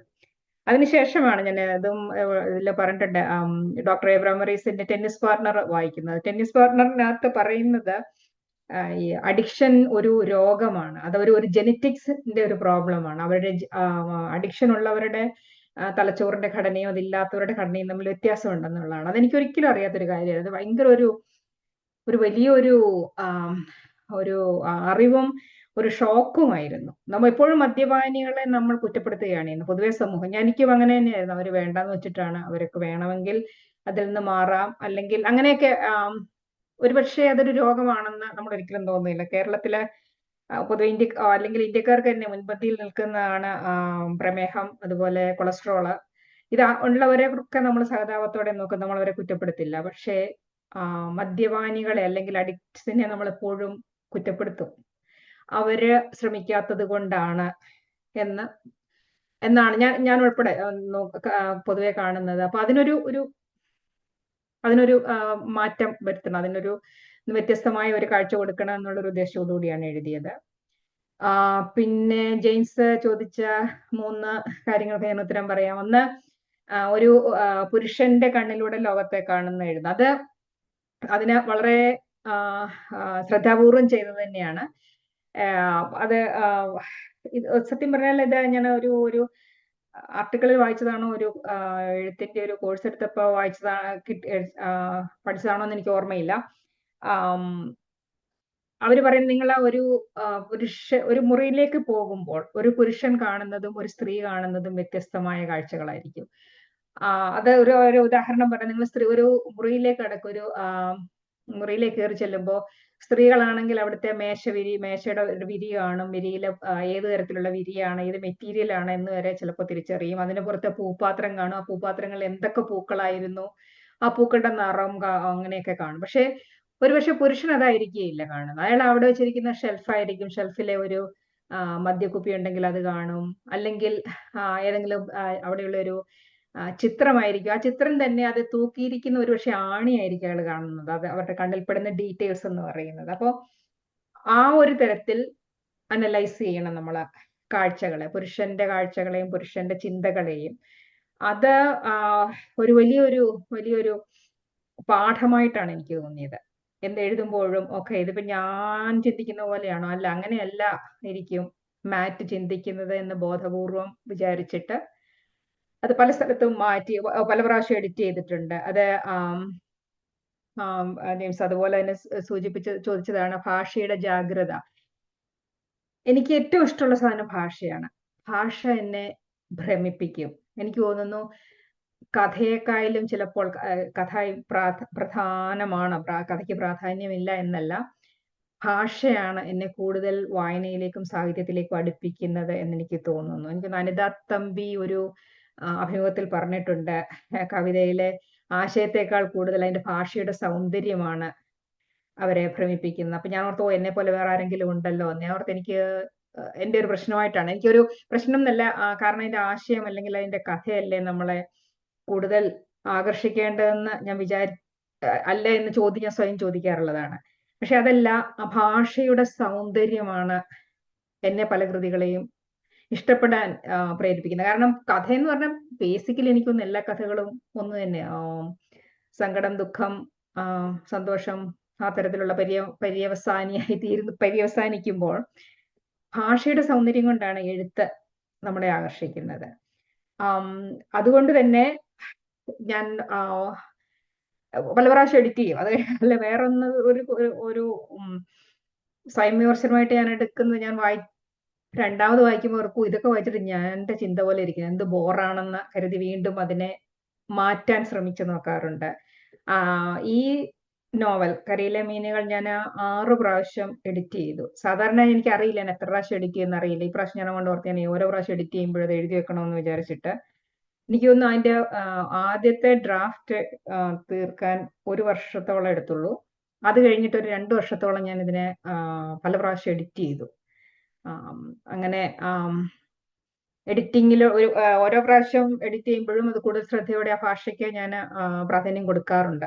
അതുകൊണ്ടായിരിക്കും അതിന് പ്രയോജനം ഉണ്ടായെന്ന് പറയുന്നത് ഒരുപാട് സന്തോഷമുണ്ട്. പ്രത്യേകിച്ചും ജെയിംസിനെ പോലെ ഒരു എഴുത്തുകാരിൽ നിന്ന് കേൾക്കുക എന്ന് പറയുന്നത് വലിയൊരു അഭിനന്ദനം തന്നെയാണ്. Thank you.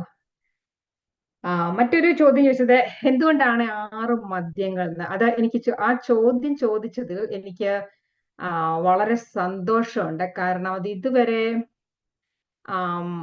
ആരും അതിനെക്കുറിച്ച് പലരും പല മദ്യങ്ങളെ കുറിച്ച് പറഞ്ഞെങ്കിലും അതിന്റെ ഒരു യഥാർത്ഥ കാരണം എന്താ, ഇതിന്റെ അടിസ്ഥാനം, ഇതിന്റെ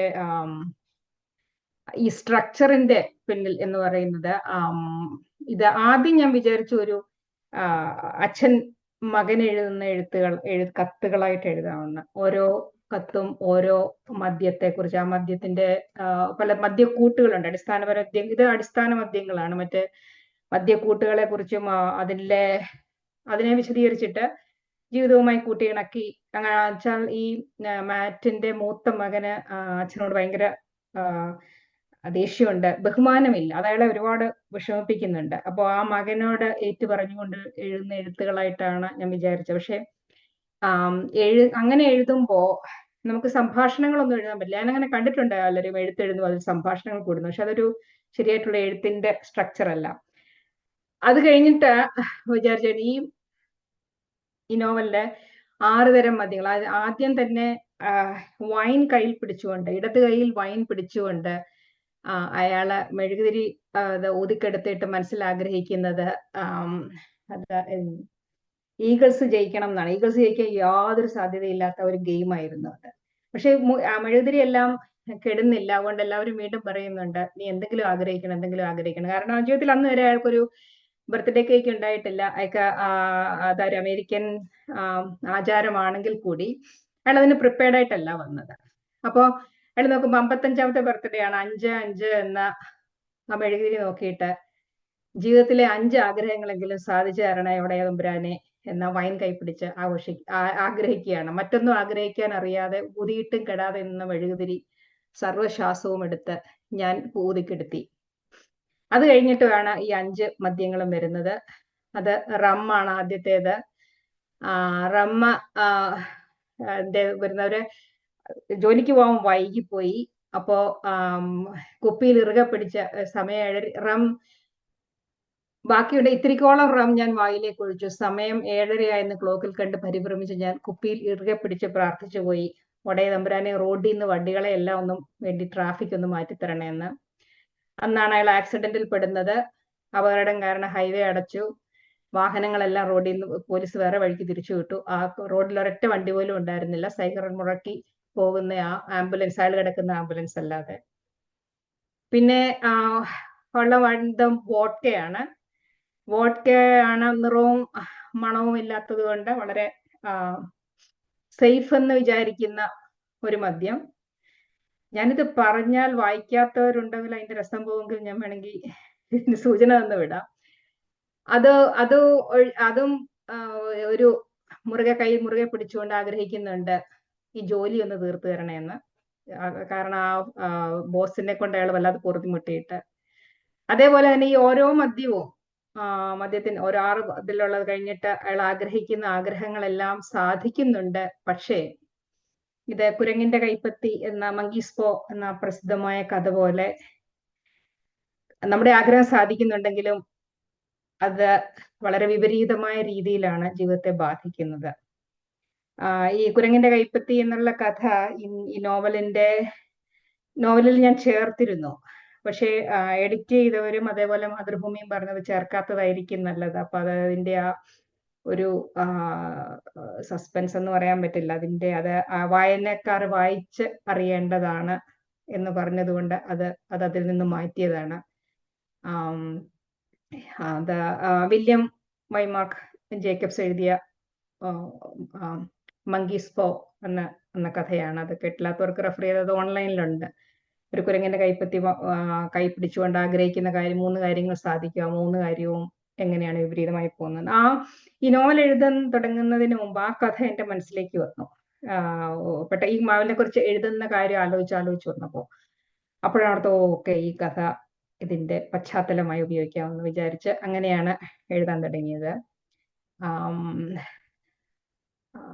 ഇത്രയുമാണ് എനിക്ക് തോന്നുന്നത് ജെയിംസ് ചോദിച്ച ചോദ്യങ്ങൾ. അത് അങ്ങനെയാണ് ആ ഒരു സ്ട്രക്ചറിലേക്ക് പോയത്. അത് കൃത്യമായി പറഞ്ഞിട്ടില്ലെങ്കിലും അത് വായനക്കാർ കണ്ടെത്തും എന്നായിരുന്നു ഞാൻ വിചാരിച്ചിരുന്നത്. ജെയിംസ് ചോദിച്ച 3 ചോദ്യങ്ങൾക്ക് ഞാൻ ഉത്തരം പറഞ്ഞു. ഇനി ആരെങ്കിലും ചോദ്യം എന്തെങ്കിലും ഉണ്ടെങ്കിൽ ഞാൻ ഉത്തരം പറയാം. വളരെ നന്ദി. ഇനി അങ്ങോട്ടുള്ളത് നമ്മുടെ മീഡിയ MC ആയിട്ട് നമ്മുടെ സാമുൽ യോഹന്നാൻ കണ്ടിന്യൂ ചെയ്യും. ക്വസ്റ്റ്യൻ ചോദിക്കാനുള്ളവർ നമ്മുടെ ചാറ്റിൽ നിങ്ങൾ താല്പര്യമുണ്ടെന്ന് കാണിച്ചാൽ നിങ്ങളെ അതിൻ്റെ ഓർഡറിൽ സാമുൽ വിളിക്കും. Shri Samuel, go ahead. Thank you. രണ്ടുപേരോടുള്ള നന്ദി അറിയിക്കുന്നു. ഇപ്പോഴേ നമ്മളൊരു വിശദീകരണങ്ങളൊന്നും കൂടാതെ തന്നെ നമുക്ക് നിർമ്മലയോട് 1-2 ചോദ്യങ്ങൾ ചോദിക്കാം. അതിനായിട്ട് ഞാൻ മീനുവിനെ ക്ഷണിക്കുന്നു. മീനു അൺമ്യൂട്ട് ചെയ്തിട്ട് തീർച്ചയായിട്ടും നിർമ്മലയോട് ചോദിക്കാനുള്ളത് ചോദിക്കാം. മീനു എലിസബത്ത്. ഓക്കെ. ഹലോ, ഞാൻ വലിയ പാരഗ്രാഫൊക്കെ എഴുതി വെക്കുമായിരുന്നു, അപ്പൊ ചോദിക്കാൻ മാത്രമേ പറ്റത്തുള്ളൂ അല്ലേ? നമുക്ക് എല്ലാവർക്കും അവസരം കൊടുക്കണ്ടേ മീനു? അതെ അതെ അതെ അതെ. അപ്പം ഞാൻ നോക്കട്ടെ എൻ്റെ ചോദ്യമൊക്കെ. എനിക്ക് 1-2 കാര്യങ്ങൾ. ഞാൻ നാട്ടിലായിരുന്നു നിർമ്മലയുടെ ഈ നോവൽ ഇറങ്ങുമ്പോൾ, അതുകൊണ്ട് എനിക്ക് മനസമാധാനത്തോടെ നോവൽ വായിക്കാൻ പറ്റി. ഭയങ്കര സന്തോഷം. ഞാൻ നിർമ്മലയെ വിളിച്ച് അതിൻ്റെ അഭിപ്രായമൊക്കെ അറിയിച്ചു. നിർമ്മലയുടെ മറ്റ് 2 നോവലുകളിലും വളരെ വ്യത്യസ്തമായ മറ്റ് ഒരു ഭാഷയാണ് അതിന്. ജെയിംസ് സാർ അത് പറഞ്ഞല്ലോ. അപ്പം ഇതിനകത്ത് അതിൻ്റെ രസച്ചോർച്ചയൊക്കെ കൂടുതൽ പറയാതെ പറയട്ടെ. ഈ മാത്തുക്കുട്ടിയെ നിർമ്മല പിന്നെ വീട്ടിലെല്ലാവരും വിളിക്കുന്നത് മാറ്റിനെ മാത്തുക്കുട്ടി എന്നാണ്. അപ്പം അതുകൊണ്ട് ഞാൻ ആ മാത്തുക്കുട്ടിയെന്ന് തന്നെ വിളിക്കാം. മാത്തുക്കുട്ടിയുടെ കസിനുമായിട്ടൊരു ഇൻസെസ്റ്റ് റിലേഷൻഷിപ്പ് അല്ല, ഒരു ചെറിയൊരു അവിഹിതം ഉണ്ടെന്നുള്ളൊരു അപഖ്യാതി അദ്ദേഹത്തെ ഒത്തിരി വേദനിപ്പിക്കുകയും. ഞാൻ ചോദിക്കുന്നത്, ഈ കഥ നടക്കുന്ന ഒരു 30-35 വർഷം മുൻപ് ആണോ നിർമ്മല? അന്ന് സാഹചര്യങ്ങളൊക്കെ അതുപോലെയൊക്കെ ആയിരുന്നല്ലേ? ഒരു ആണും പെണ്ണും മിണ്ടിയാൽ ഉടനെ അതിനോട് കഥയുണ്ടാക്കുക, പ്രത്യേകിച്ച് ഒരു കസിനുമായിട്ടൊക്കെ അങ്ങനെ ഒരു. അപ്പം ഞാൻ നിർമ്മലയോട് ചോദിക്കുന്നത്, ഇത് നിർമ്മലയ്ക്ക് അറിയാവുന്ന ആരുടെയും ഒരു ഇങ്ങനെ ആർക്കെങ്കിലും സംഭവിച്ചതാണോ ആ ഒരു പർട്ടിക്കുലർ പാർട്ട്? പിന്നെ ഒരു ചോദ്യം കൂടെ ഉണ്ട്, വേഗം ചോദിക്കാം. ഈ നിർമ്മലയെ ഇൻസൾട്ട് ചെയ്തെന്ന് പറഞ്ഞ കള്ളുകുടിയനുണ്ടല്ലോ, ഏതോ ഒരു മീറ്റിങ്ങിന് ഷിക്കാഗോയിൽ വന്നപ്പോൾ, അയാൾ ഈ പുസ്തകം വായിച്ചിട്ടുണ്ടോ? അതോ അയാൾക്ക് നിർമ്മലയ്ക്ക് അറിയാമല്ലോ അത് ആരാന്ന്? ഒന്ന് അയച്ചു കൊടുക്കാമായിരുന്നില്ലേ? അത് കൊടുക്കുന്നുണ്ടോ? അയാളുടെ ഒരു റിയാക്ഷൻ നമുക്കൊന്ന് ഇനിയും എപ്പോഴേലും കാണുമ്പം പറയാനും. ഇത്രേ ഉള്ളൂ. Thank you. Thank you Meenu. ഇല്ല ആ ഇൻസിസ്റ്റർ റിലേഷൻഷിപ്പിനെ കുറിച്ച് ഇല്ല, എനിക്ക് അങ്ങനെ ഒരു അനുഭവമേ ഉണ്ടായിട്ടില്ല. ഞാൻ അങ്ങനെ പറയുന്നത് കേട്ട് ഞെട്ടിപ്പോയിട്ടുണ്ട്. ഒരാള് അങ്ങനെ പറയുന്നിട്ട്, അങ്ങനെയൊക്കെ പറയാൻ തന്നെ മനുഷ്യർക്ക് കഴിയുമോ എന്ന് കരുതിയിട്ട്. അതേപോലെ തന്നെ ഈ പറഞ്ഞ ആള് എന്നോട് പറഞ്ഞത്, ആ കുട്ടിയുടെ അമ്മ അതുകൊണ്ട് വളരെ റിസ്ട്രിക്റ്റ് ആയിരുന്നു എന്ന് പറഞ്ഞു. കുട്ടിയെ വേറെ ആരുടെ കൂടെയും കളിക്കാൻ പാടില്ല, കസിൻസ് ആണെങ്കിൽ പോലും.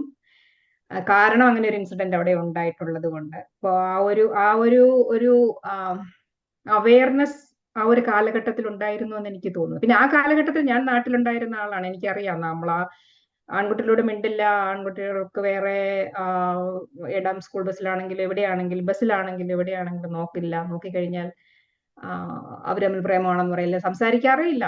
ഞാനൊന്നും വീട്ടിൽക്കാരെ ഉൾപ്പെടാതെ നമുക്ക് ആൺസുഹൃത്തുക്കളൊന്നും ഇല്ലാതിരുന്ന ഒരു കാലഘട്ടമായിരുന്നു. രണ്ടുപേരെ ഒന്നിച്ചു കണ്ടാൽ അവര് തമ്മിൽ പ്രണയമാണെന്ന് ഓട്ടോമാറ്റിക്കലായി വിശ്വസിക്കുന്ന ഒരു കാലഘട്ടമായിരുന്നു അത്. അതിൽ നിന്ന് ഒരുപാട് മാറിയിട്ടുണ്ട്. ഇന്ന് അതൊരു നല്ലൊരു പോസിറ്റീവ് കാര്യമാണ്. അതുകൊണ്ടാണ് അതിന്റെ അലകൾ സത്യത്തിൽ വടക്ക് അമേരിക്കയിലേക്ക് വന്നിട്ടുണ്ട്. അതെന്നെ ചൊടിപ്പിച്ചിട്ടുണ്ട് സത്യം പറഞ്ഞു കഴിഞ്ഞാൽ. ഇവിടെ ആ കാലഘട്ടത്തിൽ വന്ന പലരും നമ്മൾ ഓപ്പണായിട്ട് ഒരാളോട് സംസാരിക്കുന്ന കാണുമ്പോൾ അതിലെന്തോ പ്രശ്നമുണ്ട് എന്ന് മട്ടിൽ സംസാരിക്കുന്നത്. അതുകൊണ്ടാണ് അതില് എനിക്ക് തോന്നുന്നൊരു സെന്റൻസ് മറ്റേ പറയുന്നുണ്ട്, ലിംഗവും യോനിയും മാത്രമല്ല മനുഷ്യരെ ആരും കാണുന്നില്ല എന്ന് പറയുന്നത്.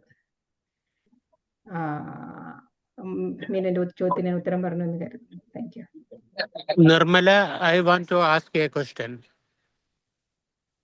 ചോദിച്ചോ Rafeeq. Rafiq Tarail from Washington DC. I just want to ask you that recently there is an award kind of stuff is happening in India because Dharmajan, the novel got a Kendra government award കിട്ടി. And അതിനുശേഷം പ്രമുഖ എഴുത്തുകാരൊക്കെ അതൊരു ചവറ് എഴുത്താണ്. അപ്പം ഈ യുവ എഴുത്തുകാരന് ഈ പൈങ്കിളി നോവലിന് award കിട്ടി. അപ്പോ അതൊരു സത്യം പറഞ്ഞാൽ ഏത് ഭാഗത്താണ് നമ്മൾ നിൽക്കേണ്ടത്? സത്യം പറഞ്ഞാൽ നോവൽ വായിച്ചാൽ എനിക്ക് ഇഷ്ടപ്പെട്ടില്ല. ഞാൻ സത്യം പറഞ്ഞാൽ എനിക്കതൊരു നോവലായിട്ടേ തോന്നിയില്ല. അത്രയധികം സാഹിത്യ അസാഹിത്യ സംഗതികൾ അതിലില്ല. മഹതി, നിങ്ങൾ നല്ല നോവൽ, നിങ്ങളുടെ എല്ലാ നോവലും മഞ്ഞളൊരു പെൺകുട്ടിയൊക്കെ വായിച്ച് ഞാൻ ഭയങ്കര ഇഷ്ടപ്പെട്ട മനുഷ്യനാണ്. നിങ്ങൾ എടുത്ത് അതിൽ ഒരു വരികൾ പോലും ഞാനിത് പോലും മറന്നിട്ടില്ല. മഞ്ഞളൊരു പെൺകുട്ടി അത് സത്യം പറഞ്ഞ നല്ലൊരു, അതേപോലെ ജെയിംസ് ഇവിടെ ഉണ്ടാവുകയില്ല, ജോയിസിന്റെ സ്വരശാസ്ത്രം. നിങ്ങളും ജെയിംസും ശ്രീമതിയും എൻ്റെ വലിയ എഴുത്തുകാരാണ്. നിങ്ങൾ ഈ വിഭാഗത്തിൽ ഈ സന്ദർഭത്തിൽ നിങ്ങളുടെ അഭിപ്രായം എന്താ ഒന്ന് പറയോ? റഫീഖെ, നമുക്ക് അവാർഡ് സംബന്ധിച്ചുള്ളത് നമ്മുടെ വേറൊരു ഭാഗമാണല്ലോ. നമുക്ക് അത് പിന്നീട് എപ്പോഴേലും ചർച്ച ചെയ്യാം. ഇപ്പോഴീ അതല്ല, ഇവരുടെ ഈ സന്ദർഭത്തില് ഈ സംഗതി ഒരു സംഗതി നിങ്ങൾ എന്താണ് നിങ്ങൾ അവാർഡിൽ എവിടെ കിട്ടും? അവാർഡിന് വേണ്ടിയിട്ടാണോ എഴുത്തുകാരൻ എഴുതേണ്ടത് എന്നൊരു സംഗതി എനിക്ക് ശ്രീമതിയോട് ചോദിച്ചൂടെ? ചോദിക്കാം. ഞാൻ ക്വിക്കായിട്ട് ഞാൻ ആ നോവൽ വായിച്ചിട്ടില്ല. ആ നോവലിനെ കുറിച്ച് ധാരാളം കേൾക്കുകയും ചെയ്തു. പിന്നെ ഓരോ അവാർഡിനും അതിൻ്റെതായ ക്രൈറ്റീരിയ ഉണ്ട്. ഈ അതിന് അർഹമാണോ അല്ലേ എന്നുള്ളത് അത് അവാർഡ് കമ്മിറ്റിയോട് ചോദിക്കേണ്ട ചോദ്യമാണ്. അതിനെക്കുറിച്ച് എനിക്ക് ഉത്തരം പറയാൻ പറ്റില്ല. പിന്നെ എന്റെ അഭിപ്രായം നിർത്തി ചോദിക്കുകയാണെങ്കിൽ, എനിക്ക് ഈ പല പുസ്തകങ്ങളും, എനിക്ക് തോന്നുന്നു വിജയ് ജെയിംസ് അത് ഇൻട്രൊഡക്ഷനിൽ സൂചിപ്പിച്ചതുപോലെ ഒരുപാട് പ്രൊമോഷൻസും ഒരുപാട് സോഷ്യൽ മീഡിയയിൽ കൂടിയാണ്, അല്ലെ ഒരുപാട് വാർത്ത, ഒരുപാട് പിന്നെ ഇൻഫർമേഷൻ നമ്മളിലേക്ക് വരുന്ന ഒരു കാലമാണ്. എല്ലാത്തിനും നമുക്ക് വിശ്വസിക്കാൻ പറ്റില്ല. കാരണം അങ്ങനെ പല പുസ്തകങ്ങളും നല്ലതാണെന്ന് കരുതി വാങ്ങിയിട്ട് ഇഷ്ടപ്പെടാതെ പോയിട്ടുണ്ടതുകൊണ്ട് ഇപ്പോ ഞാൻ ചിലരുടെ, എനിക്ക് വിശ്വസ്തരായ ചിലരുടെ, എന്റെ അതേ അഭിരുചിയുള്ള അല്ലെ എനിക്ക് ഇഷ്ടപ്പെടുന്ന പുസ്തകങ്ങൾ ഏതാണെന്ന് പറയുന്നവരുടെ ഇത് കേട്ടിട്ടാണ് കൂടുതൽ ഞാൻ പുസ്തകങ്ങൾ വാങ്ങുന്നത്. ശരിയാണ്, പണ്ടൊക്കെ അവാർഡ് കിട്ടിയ പുസ്തകങ്ങൾ നല്ലതാണെന്നൊരു ധാരണയിൽ വാങ്ങിയിരുന്നു. അത് എന്റെ അഭിരുചിയെ തൃപ്തിപ്പെടുത്താത്തത് കൊണ്ട് ഞാനിപ്പോ അവാർഡ് നോക്കിയല്ല വായിക്കുന്നത്. അതേപോലെ തന്നെ അത് ഈ ഒരു അവാർഡല്ല, കേരള സാഹിത്യ അക്കാദമി അവാർഡാണെങ്കിലും അവാർഡ് നോക്കിയല്ല പുസ്തകങ്ങളുടെ മേൽമ നിശ്ചയിക്കുന്നതോ വാങ്ങിക്കുന്നതോ. നമ്മുടെ ഒരു ചോയ്സ് ആയിട്ടാണ് ഞാൻ വെക്കുന്നത്. പിന്നെ എഴുതുന്നതും അവാർഡ് കിട്ടാൻ വേണ്ടിയല്ല, അതുകൊണ്ട് അതെന്നെ ബോധർ ചെയ്യുന്നില്ല. അപ്പൊ നിർമ്മല ഈ ചർച്ച കണ്ടിരിക്കൂലേ? ഒരു എഴുത്തുകാരൻ പബ്ലിക് പൈങ്കിളി എഴുതി ആളുകള് അത് നല്ല സാഹിത്യമല്ല. അപ്പോ ശ്രീമതി എന്താ പറയണേ ഇതിനെ കുറിച്ച്? അപ്പോ ഈ ഒരു സാഹിത്യം എങ്ങനെയാണ് നമ്മൾ വിലയിരുത്തേണ്ടത്?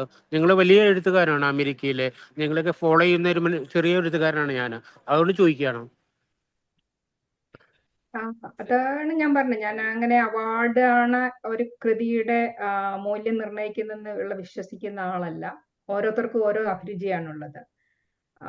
അത് ഇഷ്ടപ്പെടുന്നവരുണ്ടെങ്കിൽ അതിന് അവാർഡ് കൊടുക്കണമെന്ന് ആഗ്രഹമുള്ളവരുണ്ടെങ്കിൽ അവർക്ക് കൊടുക്കാം. അതെന്റെ വിഷയമല്ല. അതിനുവേണ്ടി കളയാൻ സമയം എനിക്കില്ല എന്നുള്ളതാണ് സത്യം. താങ്ക് യു റഫീഖെ. അടുത്ത ജേക്കബ് ജോൺ സാറ്. ഓക്കെ, എന്റെ ചോദ്യം, ഈ നോവലില് പിന്നെ നിർമ്മല വളരെ മനഃപൂർവ്വം, വളരെ ശക്തിപൂർവം ഈ കഥാപാത്രത്തെ ഒരു ദുരന്തത്തിൽ കൊണ്ടെത്തിക്കണമെന്ന് ഡെലിബറേറ്റ് ആയിട്ട് ചിന്തിച്ച് ഉറപ്പിച്ചതുപോലെയാണ് ഈ വായനയിൽ എനിക്ക് തോന്നിയത്. പക്ഷെ അതിനകത്ത് വലിയൊരു ഐറണിയും കൂടെ ഞാൻ കണ്ടെത്തുന്നുണ്ട്. മനോഹരമായ ഐറണിയാണ്. മദ്യപാനാസക്തി, ആത്മഹത്യാ പ്രവണത, ഇത് രണ്ടുമുള്ള ഈ വ്യക്തി മദ്യപാനാസക്തിയിലല്ല തൻ്റെ ജീവിതം ഇല്ലാതായി പോകുന്നത്. അത് മദ്യപാനം കൊണ്ട് അസുഖം വന്ന് മരിക്കുന്നില്ല. ആത്മഹത്യ ചെയ്യണമെന്ന് വിചാരിച്ചിട്ട് അത് നടക്കുന്നുമില്ല. എന്നാൽ താൻ പ്രതീക്ഷിക്കാത്തൊരു സാഹചര്യത്തിൽ തൻ്റെ ചെറുപ്പകാലത്ത് തൻ്റെ അമ്മയോട് കാക്കാലത്ത് നടത്തിയ പ്രവചനമനുസരിച്ച് അതേ നദിയിൽ വെള്ളപ്പൊക്കം ഉണ്ടായി അതിൽ നിർമ്മല ആ മനുഷ്യന്റെ ജീവിതം അവസാനിപ്പിക്കുകയാണ്. ഞാൻ ക്രൂരമായിട്ട് പറയുന്നത് എന്നോട് ക്ഷമിക്കണം. കാരണം it's very very powerful. Actually it's A very powerful thing. കാരണം എങ്ങനെയാണ് അതിനകത്ത് വലിയൊരു ഐറണി ഉണ്ട്. അതിഭയങ്കരമായ കഥ പറയാതെ ജയിക്കബേ ഞങ്ങൾക്ക് വായിക്കേണ്ടതാണ്. അതിഭയങ്കരമായ ഒരു ഐറണി ഉണ്ട്. അങ്ങനെ കൊണ്ട് അവസാനിപ്പിച്ച് കണ്ടപ്പോൾ എനിക്ക് തോന്നിയത് നിർമ്മല ഒരു വലിയൊരു വിധിവിശ്വാസിയായിട്ട് എനിക്ക് തോന്നി. പക്ഷെ ശരിക്കും ട്രാജഡി എന്ന് പറയുമ്പം ക്യാരക്ടറിന്റെ ട്രാജിക് ഫ്ലോ കൊണ്ട് സംഭവിക്കണമെന്നാണ് എഴുതി വെച്ച ഒരു അലിഖിത നിയമം അങ്ങനെ ഉണ്ട്. പക്ഷെ ഇതങ്ങനെയല്ല, ട്രാജഡി സംഭവിക്കുന്നത് അങ്ങനെയല്ല. അപ്പൊ എന്തുകൊണ്ട് ഇതിന് ഇത്രമേൽ ട്രാജിക് ആക്കി?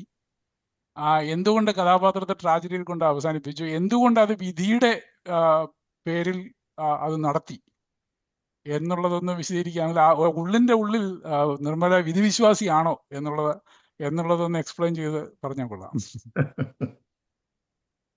ഒരു പരിധി വരെ ഞാൻ വിധിയിൽ വിശ്വാസമാണ്. എനിക്ക് തോന്നുന്നത് വിജയ് ജെയിംസ് ആദ്യം പറഞ്ഞു എന്ന് തോന്നുന്നു. ഇതൊക്കെ സംഭവിക്കുന്നതാണ്. നമ്മൾ ഇപ്പൊ എഴുതണമെന്ന് വിചാരിച്ചാൽ എഴുതില്ല, എനിക്കൊരു കഥ എഴുതാതിരിക്കണമെന്ന് വിചാരിച്ചാൽ ചിലപ്പോൾ എഴുതാതിരിക്കാൻ പറ്റില്ല. അതൊക്കെ പല എക്സ്റ്റേണൽ ഫോഴ്സസും പല നമ്മുടെ മനസ്സിനുള്ളിലല്ല പുറത്തുള്ള പല കാര്യങ്ങളും നമ്മളെ കൊണ്ട് എഴുതിക്കുക. അദ്ദേഹം നേരത്തെ പറഞ്ഞതുപോലെ ഒരു ഉറങ്ങിക്കിടന്നപ്പോ ആരോ ഒരു കള്ളൻ എന്തോ ശബ്ദം കേട്ടെന്ന് തോന്നി, ഒരു തോന്നലിൽ നിന്നാണ് ആ ചോരശാസ്ത്രം എന്ന നോവൽ ഉണ്ടായതുപോലെ പുറത്തെ പല പ്രേരക ശക്തികളും ഉണ്ടെങ്കിലും വിധി ഒരു പരിധി വരെ നമ്മെ നയിക്കുന്നു എന്ന് വിശ്വസിക്കുന്ന എനിക്കൊരു വിശ്വാസമുണ്ട്. പക്ഷേ എഴുത്തുകാരിയുടെ വിശ്വാസമല്ല കഥാപാത്രത്തിന്റെ വിശ്വാസമായി.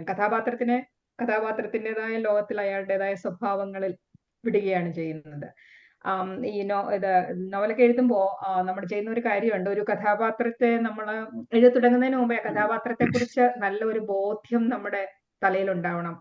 അയാളുടെ പേരെന്താണ്, അയാൾക്ക് എത്ര വയസ്സുണ്ട്, അയാൾ ഈ സ്കൂളിലാണ് പഠിച്ചത്, അയാളെ എന്താണ് അയാളുടെ ഇഷ്ടങ്ങൾ, എന്താണ് അയാളുടെ അടിസ്ഥാന വിശ്വാസങ്ങൾ, ഇതൊക്കെ നന്നായിട്ടൊന്ന് അനലൈസ് ചെയ്തിട്ട് എഴുതാൻ തുടങ്ങാവുള്ളൂ. കാരണം അല്ലെങ്കിൽ വൈരുദ്ധ്യങ്ങൾ ഉണ്ടാകും. വൈരുദ്ധ്യങ്ങൾ വരാതിരിക്കാൻ ആദ്യം മുതൽ അവസാനം വരെ അയാൾ ഒരേ തരത്തിലുള്ള ഒരു വ്യക്തിത്വമാകണമെങ്കിൽ. കാരണം അശ്വിനി എന്ന കഥാപാത്രം ഇതിനു മുമ്പത്തെ മഞ്ഞിലൊരു ഗോൾ ജേക്കബ് വായിച്ചിട്ടുള്ള നോവലായതുകൊണ്ട് ഞാൻ പറയാം. അശ്വിനി എന്ന കഥാപാത്രത്തിൽ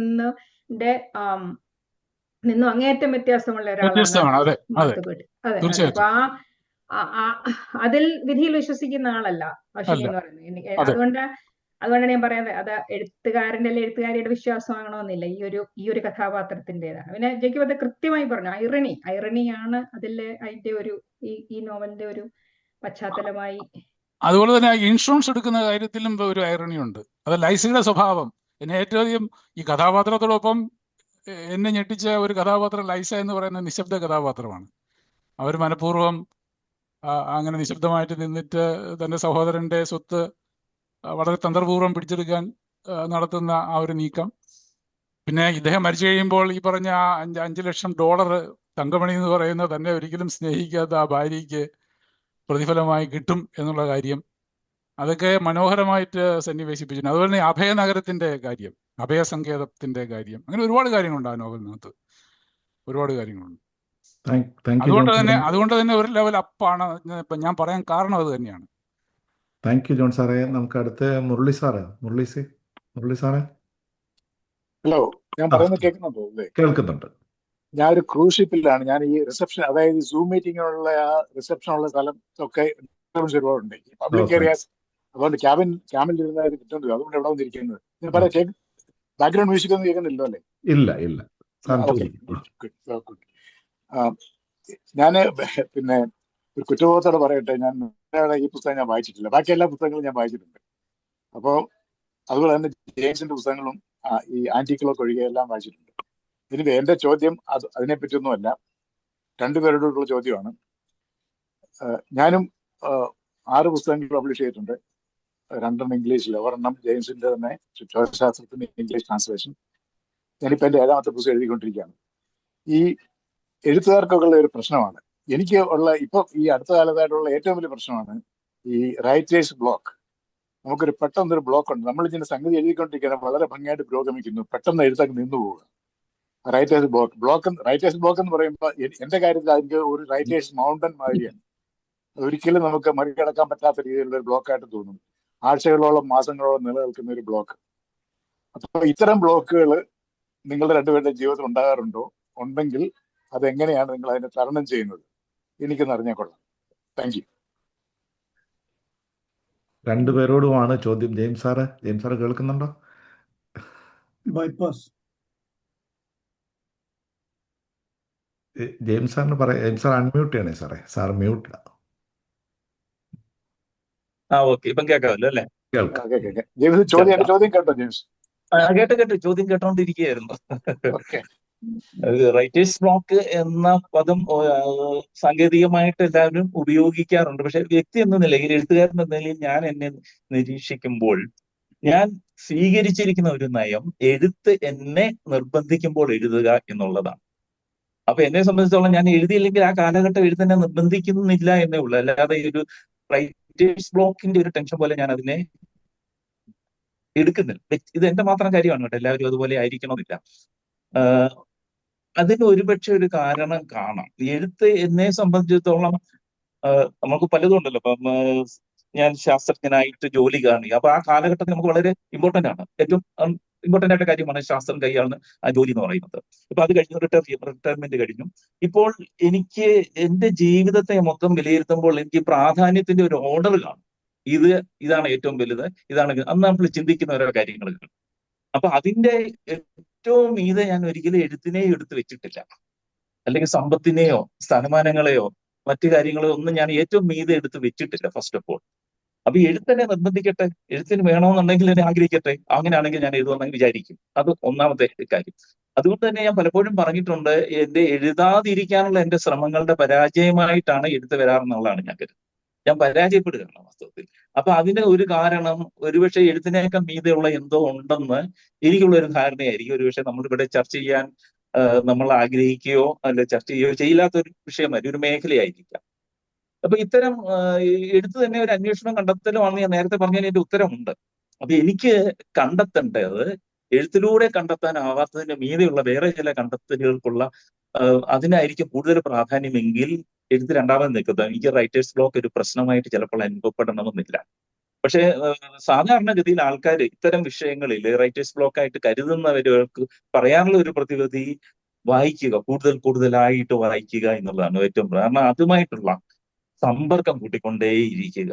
അടിസ്ഥാനപരമായിട്ട് എല്ലാ എഴുത്തുകളും അക്ഷരത്തിലൂടെയാണ്, അക്ഷരമില്ലാത്ത നാശമില്ലാത്ത എനർജി എന്ന് പറയുന്ന തരത്തിലൂടെയാണ്. അപ്പൊ നമുക്ക് എന്തിനോടാണോ കൂടുതൽ സമ്പർക്കമുള്ളത് അത് ഒരു റെസൊണൻസ് നമ്മുടെ ഉള്ളിൽ ഉണ്ടാക്കും. സെയിം ഫ്രീക്വൻസി ഉള്ള രണ്ട് വസ്തുക്കൾ ഒന്നിച്ച് ചേർത്ത് വെക്കുമ്പോൾ ഒരു റെസൊണൻസ് ഉണ്ടാക്കുന്നത് പോലെ അതേ ഫിസിക്സിലെ പ്രിൻസിപ്പിൾ ഇതിലും വർക്ക് ചെയ്യും. അക്ഷരവുമായിട്ടുള്ള സമ്പർക്കം നിരന്തരം തുടരുക, വായിച്ചുകൊണ്ടേയിരിക്കുക. നമ്മൾ എന്തിനാ റൈറ്റേഴ്സ് ബ്ലോക്കിനെ കുറിച്ച് ടെൻഷൻ അടിക്കുന്നത്? വായിച്ചുകൊണ്ടേയിരിക്കും, നിങ്ങൾ അറിയാതെ നിങ്ങളെ കൊണ്ട് പേന എടുപ്പിക്കും, എഴുതിക്കുക തന്നെ ചെയ്യും എന്നുള്ളതാണ് എന്റെ ഒരു തോന്നലും വിചാരവും ബോധ്യവും.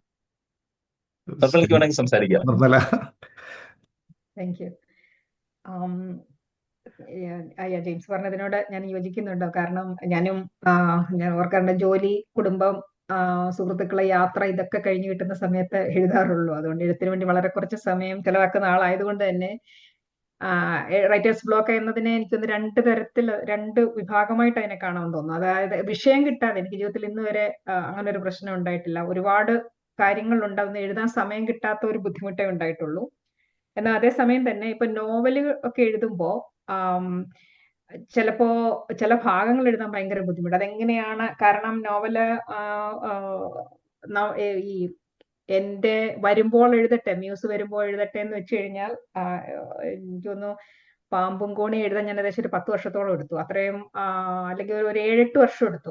അങ്ങനെ അത് ഒരുപാട് ഞാൻ സ്ട്രഗിൾ ചെയ്തു. അങ്ങനെ വരാതെ ഇരിക്കാൻ വേണ്ടി പിന്നുള്ള നോവലുകൾ എഴുതുമ്പോൾ കുറച്ചും കൂടി ഒരു സ്ട്രക്ചറായിട്ട് ആദ്യം തന്നെ കുറച്ചൊരു പ്ലാൻ ചെയ്ത് ഇങ്ങനെ പോകണം എന്ന് എഴുതുമ്പോൾ അത് സമയം ലാഭിക്കും.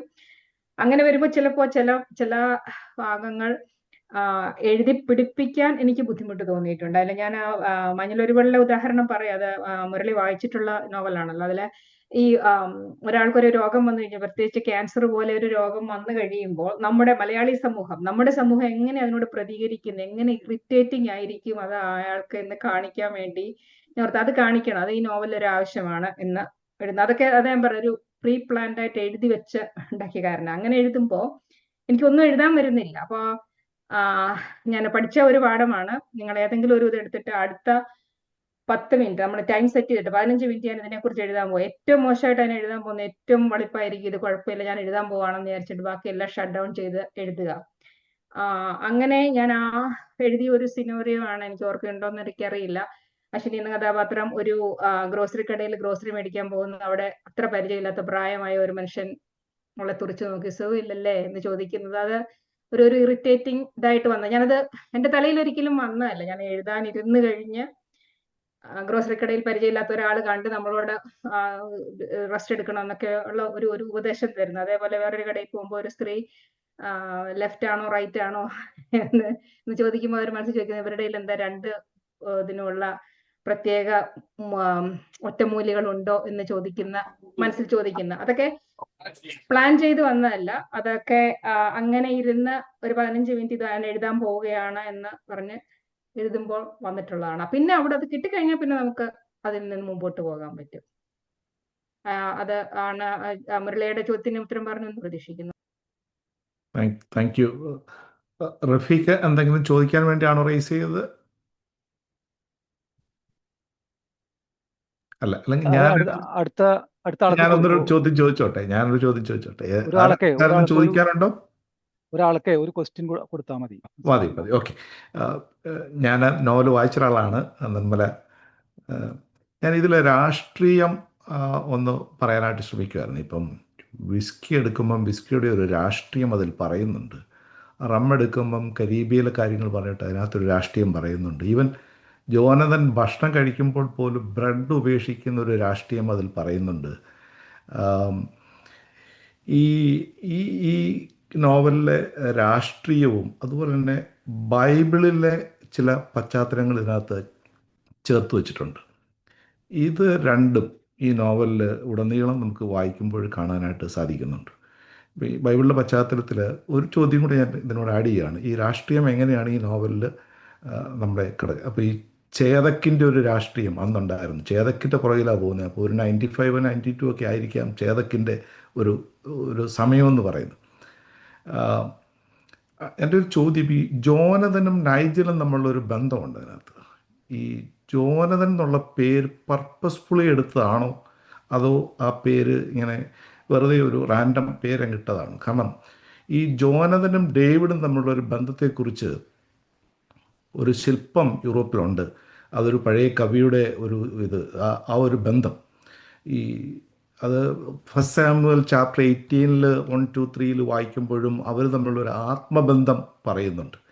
ഈ ജോനതനും ഡേവിഡും തമ്മിലുള്ളൊരു ബന്ധം പോലെ നൈജലിനെ പറയുന്നുണ്ട്. നൈജൽ ഒരു പുരോഹിതൻ്റെ മകനാണെന്ന് പറയുന്നുണ്ട്. അപ്പോൾ ഈ ജോനതനും നൈജലും എന്നുള്ള പേര് പർപ്പസ്ഫുള്ളി എടുത്താണോ അതോ വന്നുപോയതാണോ? കാരണം ഞാൻ ജോനതനെയും ഡേവിഡിനെയും നമ്മൾ കണക്ട് ചെയ്തിട്ടുള്ള ഒരു തിയോളജി ഇവിടെ വന്നിട്ടുണ്ട്. അപ്പം ഒരു പുരോഗമനപരമായ തിയോളജി എന്ന ആളുകൾ പറയുന്നുണ്ട്. അതെങ്ങനെയാണെന്നുള്ളതിനെക്കുറിച്ച് എനിക്ക് അതിൻ്റെ ശാസ്ത്രീയ വശം അതിനെക്കുറിച്ച് അറിയില്ല. അപ്പം ഇതിലെ രാഷ്ട്രീയവും ഈ ജോനതനും നൈജലും തമ്മിലുള്ള ശാരീരിക ബന്ധങ്ങളും നോവലിൽ എങ്ങനെയാണ് വന്നു കൂടിയത് ഒന്ന് വിശദീകരിച്ചാൽ നല്ലതായിരുന്നു.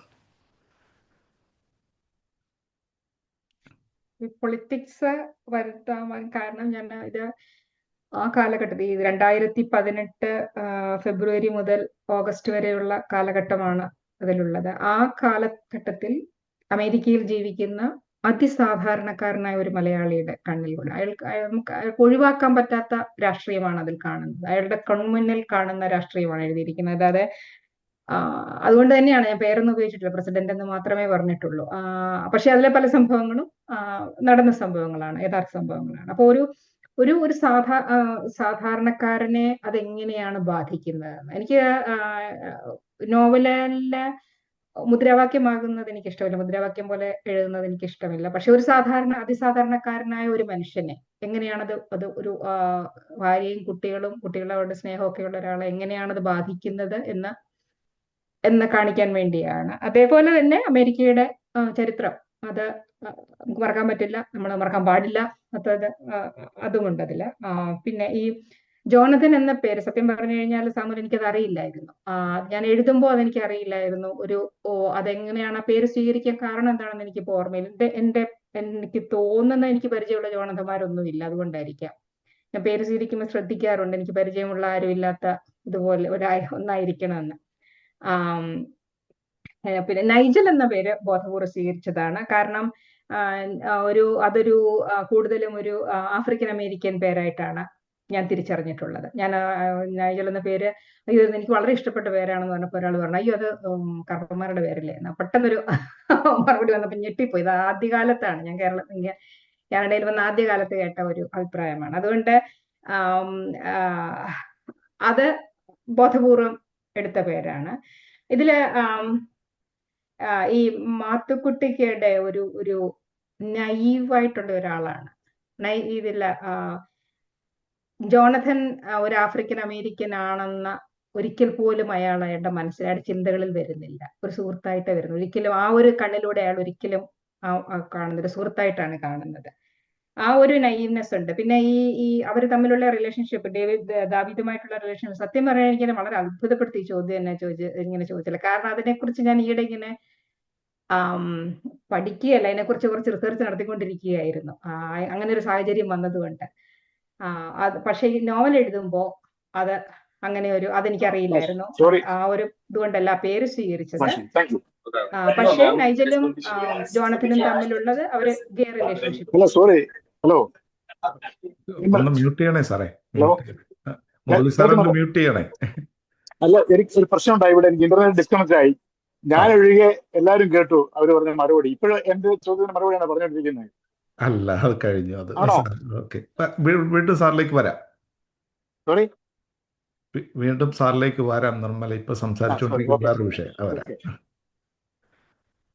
Okay, Nirmala continue. അതാണ് പറയാനുള്ളത്. അവര് ജോണത്തനും നൈജലും തമ്മിൽ അവര് ഗേസ് ആണ്. അവര് ഗേ റിലേഷൻഷിപ്പ് ആണ് അവരുള്ളത്. അവർക്ക് വിവാഹം കഴിക്കണമെന്ന് ആഗ്രഹമുണ്ട്. പക്ഷെ അത് ബൈബിളിലെ ജോണത്തനുമായിട്ടുള്ള ബന്ധത്തിലല്ല ആ പേര് ഞാൻ സ്വീകരിച്ചത്. പിന്നെ മാത്തുക്കുട്ടി ബൈബിൾ വചനങ്ങളെല്ലാം കേൾക്കുന്നതെല്ലാം ഓർത്തിരിക്കുന്ന ആളാണ്. അതിന്റെ തെറ്റും ശരിയും അയാളെ ഒരുപാട് കൺഫ്യൂഷനിൽ എത്തിക്കുന്നുണ്ട്. വൃത്തിയായും വെടിപ്പായും ഭരിക്കണമെന്നുള്ള അയാളുടെ ആഗ്രഹം, അത് അരുണിനെ കൂടെ കൂട്ടിക്കൊണ്ട് ചെയ്യുന്നുണ്ടെന്നുള്ളത് നോവലിൻ്റെ ഒരു സക്സസ് തന്നെയാണ്. അയാൾ വൃത്തിയായും വെടിപ്പായും അയാൾ മരിക്കുന്നുണ്ട്. ഞാനിവിടെ നിർത്തുക ഇനി. കാരണം ഞാനിത് ഡിസ്കസ് ചെയ്യാനാണെങ്കിൽ തീർച്ചയായിട്ടും എനിക്ക് നിർമ്മലോട് ഒരുപാട് കാര്യങ്ങൾ ഡിസ്കസ് ചെയ്യാനുണ്ട് ഈ നോവൽ. കാരണം ഞാൻ നോവല് ഈവൻ അടിവരയിട്ട് ഓരോ സെൻറ്റൻസും വായിച്ച ഒരാളാണ്. ഓക്കെ, ഇപ്പോൾ സമയം ഉപയോഗിക്കുന്നില്ല.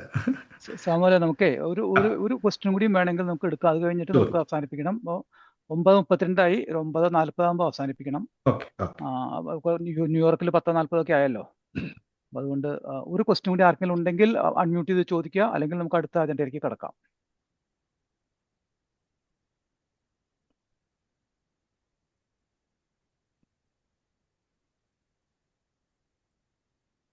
Okay, thank you. ഞാൻ ഇത് കൺക്ലൂഡ് ചെയ്യുന്നതിന് മുമ്പ് ഒരു കാര്യം പറഞ്ഞോട്ടെ. തുടക്കത്തിൽ കുറച്ചൊരു ഇഷ്യൂ ഉണ്ടായി. ലാനയുടെ ചരിത്രത്തിൽ ഞാൻ ഈ സൂം കയറുന്ന ഇങ്ങനൊരു അനുഭവം നമുക്ക് ഉണ്ടായിട്ടില്ല. 2 പേര് നമ്മുടെ ഇതിനെ ഹാക്ക് ചെയ്യുന്ന രീതിയിൽ വന്നിട്ടുണ്ട്. നമ്മളവരെ അപ്പം തന്നെ ഇത്തിരി സമയം എടുത്തെങ്കിൽ നമ്മളവരെ റിമൂവ് ചെയ്തു. അപ്പം അതുകൊണ്ട് ഇനി ഫ്യൂച്ചറിൽ ഒരു കാര്യം ശ്രദ്ധിക്കേണ്ടത്, നിങ്ങൾ ജോയിൻ ചെയ്യുമ്പോൾ നിങ്ങളുടെ പേര്, അതിപ്പോൾ നിങ്ങളുടെ നിക് നെയിം ആയാലും കുഴപ്പമില്ല, നിങ്ങളുടെ പെൻ നെയിം ആയാലും കുഴപ്പമില്ല, നിങ്ങളുടെ ഫുൾ നെയിം ആയാലും കുഴപ്പമില്ല, അത് ഫോണിൻ്റെ ഭാഗമായിട്ട് വെക്കുക. ഇപ്പം പലപ്പോഴും ജോയിൻ ചെയ്യുന്നത് ഫോൺ 132, അതുപോലെ തന്നെ എന്താണ് സാംസങ് ഫോൺ, ഐഫോൺ എന്നൊക്കെ പറഞ്ഞിട്ടുള്ള ടൈറ്റിലോട് കൂടിയാണ് പലരും ജോയിൻ ചെയ്യുന്നത്. അപ്പോൾ അതുകൊണ്ട് 1-2 പേർക്ക് നമ്മൾ എൻ്റർ ചെയ്യാത്ത ഒരു അവസ്ഥ ഉണ്ടായിട്ടുണ്ട്. അത് ഇനി ഫ്യൂച്ചറിൽ ഉണ്ടാവാതിരിക്കണമെങ്കിൽ എനിക്ക് തോന്നുന്നു പരമാവധി ആൾക്കാരെല്ലാവരും ടെക് സാവിയാണ്, അല്ലാത്തവർ കുറച്ച് പേരെ ഉണ്ടാവുള്ളൂ. അപ്പോൾ അവരുടെ ഫോണിൽ അവരുടെ സ്വന്തം പേര് അല്ലെങ്കിൽ പെന്നെയും എന്താ വെച്ചാൽ അത് ഇട്ട് വെക്കുന്നത് എപ്പോഴും നന്നായിരിക്കും. നമ്മൾ ഒരു ഗുണം കിട്ടിയത്, നമ്മൾ അഡ്മിറ്റ് ചെയ്യേണ്ട അഡ്മിനിസ്ട്രേറ്റർക്ക് അഡ്മിറ്റ് ചെയ്യാനുള്ള ഓപ്ഷൻ നമ്മൾ സെറ്റ് ചെയ്തിട്ടുണ്ടായിരുന്നു. എല്ലാ കാലത്തും നമ്മൾ സെറ്റ് ചെയ്യാറുണ്ട്. ഇനി നമ്മളത് സംഭവിക്കാതെ നോക്കാം. ആദ്യത്തെ ഒരു 5 മിനിറ്റ് വളരെ ബഹളമയമായിരുന്നു. നമ്മുടെ ആദ്യത്തെ അനുഭവം ആയതുകൊണ്ടുണ്ടായിട്ടുള്ള പ്രശ്നമാണ്. ഫ്യൂച്ചറിൽ അത് ഉണ്ടാവാതെ നോക്കാം. Thank you every one. ഇതിന് നന്ദി പറയുന്നതിന് വേണ്ടി സാമുവലിനെ ക്ഷണിച്ചു കൊടുക്കുന്നു. എല്ലാവർക്കും നമസ്കാരം. ഇത്രയും സജീവമായ ഒരു ചർച്ച, ഈ ജെയിംസ് സാറിൻ്റെ ആ പ്രഭാഷണം, അതായത് എന്താ പറയുന്നത്, ഈ ഇത്രയും ശക്തിയോടെ സാഹിത്യം ഇന്ന് നമ്മൾ എന്താണ് ആവശ്യപ്പെടുന്നത്, ഈ കാലഘട്ടം എങ്ങനെയാണ്, എങ്ങനെയാണ് എഴുത്തിലേക്ക് വന്നത്, എഴുത്തിൻ്റെ അനുഭവങ്ങൾ വളരെ വിശദമായി ജെയിംസ് സാർ സംസാരിക്കുകയുണ്ടായി. നിർമ്മലയുടെ സാന്നിധ്യവും ഏറെ സന്തോഷമുള്ളതായിരുന്നു. എൻ്റെ കർത്തവ്യത്തിലേക്ക് കടക്കട്ടെ. ഈ മീറ്റിങ്ങിൻ്റെ ഈ പ്രത്യേക മീറ്റിങ്ങിൻ്റെ അധ്യക്ഷം വഹിച്ചത് ലാനയുടെ പ്രസിഡന്റ് ശ്രീ ശങ്കർമനയായിരുന്നു. ശങ്കർമന വളരെ കൃത്യമായ ഇടപെടലിലൂടെ തന്നെ ഈ മീറ്റിംഗ് വളരെ ഭംഗിയായി കൊണ്ടുപോകുന്നതിന് നമ്മെ സഹായിച്ചു. ലാനയുടെ പ്രസിഡന്റിന് ശ്രീ ശങ്കർമനയ്ക്ക് ഈ ലാനയുടെ നാമത്തിലുള്ള നന്ദി ഈ സമയം അറിയിക്കുന്നു. ഇന്ന് നമ്മുടെ വിശിഷ്ട അതിഥിയായിട്ട് എത്തിച്ചേർന്നത് ശ്രീ വി ജെ ജെയിംസ് സാറായിരുന്നു. നമ്മളിങ്ങനെ ഈ നിർമ്മലയുടെ നോവൽ ചർച്ചയ്ക്ക് എടുക്കുന്നു എന്ന് പറഞ്ഞു വളരെ സന്തോഷത്തോടു കൂടി ഞാൻ വരാം എന്ന്, അതും അവിടെ രാവിലെ 6:30 ആയതേ ഉള്ളൂ. അപ്പോൾ എന്നോട് പറഞ്ഞു, ഞാൻ 1 മണിക്കൂർ മുന്നേ എഴുന്നേറ്റ് റെഡി ആയാലേ എനിക്ക് 6:30 കയറാൻ പറ്റും. അപ്പോൾ ഒരു 5:30 ആയപ്പോഴെങ്കിലും സാർ എഴുന്നേറ്റ് കാണുമെന്ന് ഞാൻ ഊഹിക്കുന്നു. ഏർലി മോർണിംഗിൽ ഞങ്ങൾക്ക് വേണ്ടി സാറിൻ്റെ സാന്നിധ്യം കൊണ്ടും പ്രഭാഷണം കൊണ്ടും ഈ നോവലിലേക്ക് കടന്നു വന്ന് 1-2 ചോദ്യങ്ങൾ ചോദിച്ച് ഈ ചർച്ച ഊഷ്മളമാക്കിയതിന് ലാനയുടെ നാമത്തിലുള്ള പ്രത്യേക നന്ദി ശ്രീ വി ജെ ജെയിംസ് സാറിനെ അറിയിച്ചുകൊള്ളുന്നു. Nirmala, thank you. ഞങ്ങളുടെ കുടുംബാംഗമാണ്. We are proud of you. കാരണം ഞാൻ ഈ 3 നോവലും വായിച്ച ഒരാളാണ്. ഈ നോവലിലും 3 നോവലിലും, ഒന്ന് പാമ്പും കോണിയും, അത് കഴിഞ്ഞ് മഞ്ഞളുരുവളും, ഇതും വായിച്ച ഒരാളാണ്. സോ ഞാൻ ഒറ്റ വാക്കിൽ പറയട്ടെ, we are proud of you. ഇത് ഏറെ ചർച്ച ചെയ്യപ്പെടേണ്ട ഒരു നോവലാണ്. ഇതിലെ ഓരോ വരികളും ഞാൻ സത്യം പറഞ്ഞാൽ എല്ലാം ഓരോന്നും വരച്ചാണ് ഞാൻ വായിച്ചു പോയത്. ഒരുപാട് ചോദ്യങ്ങൾ ചോദിക്കാനുണ്ട്. ബ്രെഡിൻ്റെ രാഷ്ട്രീയം, ബ്രെഡ് കൂട്ടിക്കുഴയ്ക്കുമ്പോൾ ഞാൻ കഴിക്കാൻ താല്പര്യപ്പെടുന്നില്ല എന്നുള്ള രാഷ്ട്രീയമൊക്കെ എന്നെ ഒത്തിരി ടച്ച് ചെയ്ത് കേട്ടോ. വൃത്തിയായും വെടിപ്പായും മരിക്കാനായിട്ട് ആളുകൾ തയ്യാറാകട്ടെ. എനിവേ, ഈ കരയിലെ മീനുകളായി മാത്തുക്കുട്ടിയെയും അരുണിനെയും നോവൽ അവസാനിപ്പിച്ച എനിക്ക് ഇവിടെ കൂടിയിരിക്കുന്ന എല്ലാവരോടും പറയാനുള്ളത്, തീർച്ചയായിട്ടും അമേരിക്കയിൽ താമസിക്കുന്ന ഓരോരുത്തരും ഇത് തീർച്ചയായിട്ടും വായിച്ചിരിക്കേണ്ട ഒരു നോവൽ തന്നെയാണ്. നമ്മളോട് ഒരുപാട് കാര്യങ്ങൾ ചർച്ച ചെയ്യുന്നുണ്ട്, നമ്മൾ ഒരുപാട് കാര്യങ്ങൾ സംവേദിക്കുന്നുണ്ട്. തീർച്ചയായിട്ടും നമ്മൾ ഓരോരുത്തരും വായിച്ചിരിക്കേണ്ട നോവൽ തീർച്ചയായിട്ടും നമ്മുടെ കുടുംബാംഗമായ നിർമ്മലയോടുള്ള സന്തോഷവും സ്നേഹവും ലാനയുടെ നാമത്തിൽ ഈ സമയം അറിയിച്ചുകൊള്ളുന്നു. തീർച്ചയായിട്ടും കടന്നു വന്ന ഓരോരുത്തരും, പ്രത്യേകിച്ചും ഈ ചർച്ചയിൽ പങ്കെടുത്ത Meenu, Jacob sir, Murali sir, Rafeeq, അതുപോലെ തന്നെ കടന്നു വന്ന എല്ലാവരോടുമുള്ള പ്രത്യേക നന്ദിയും സന്തോഷവും ഈ സമയത്ത് ലാനയുടെ നാമത്തിൽ അറിയിക്കുന്നു. Thank you Samuel. All thanks.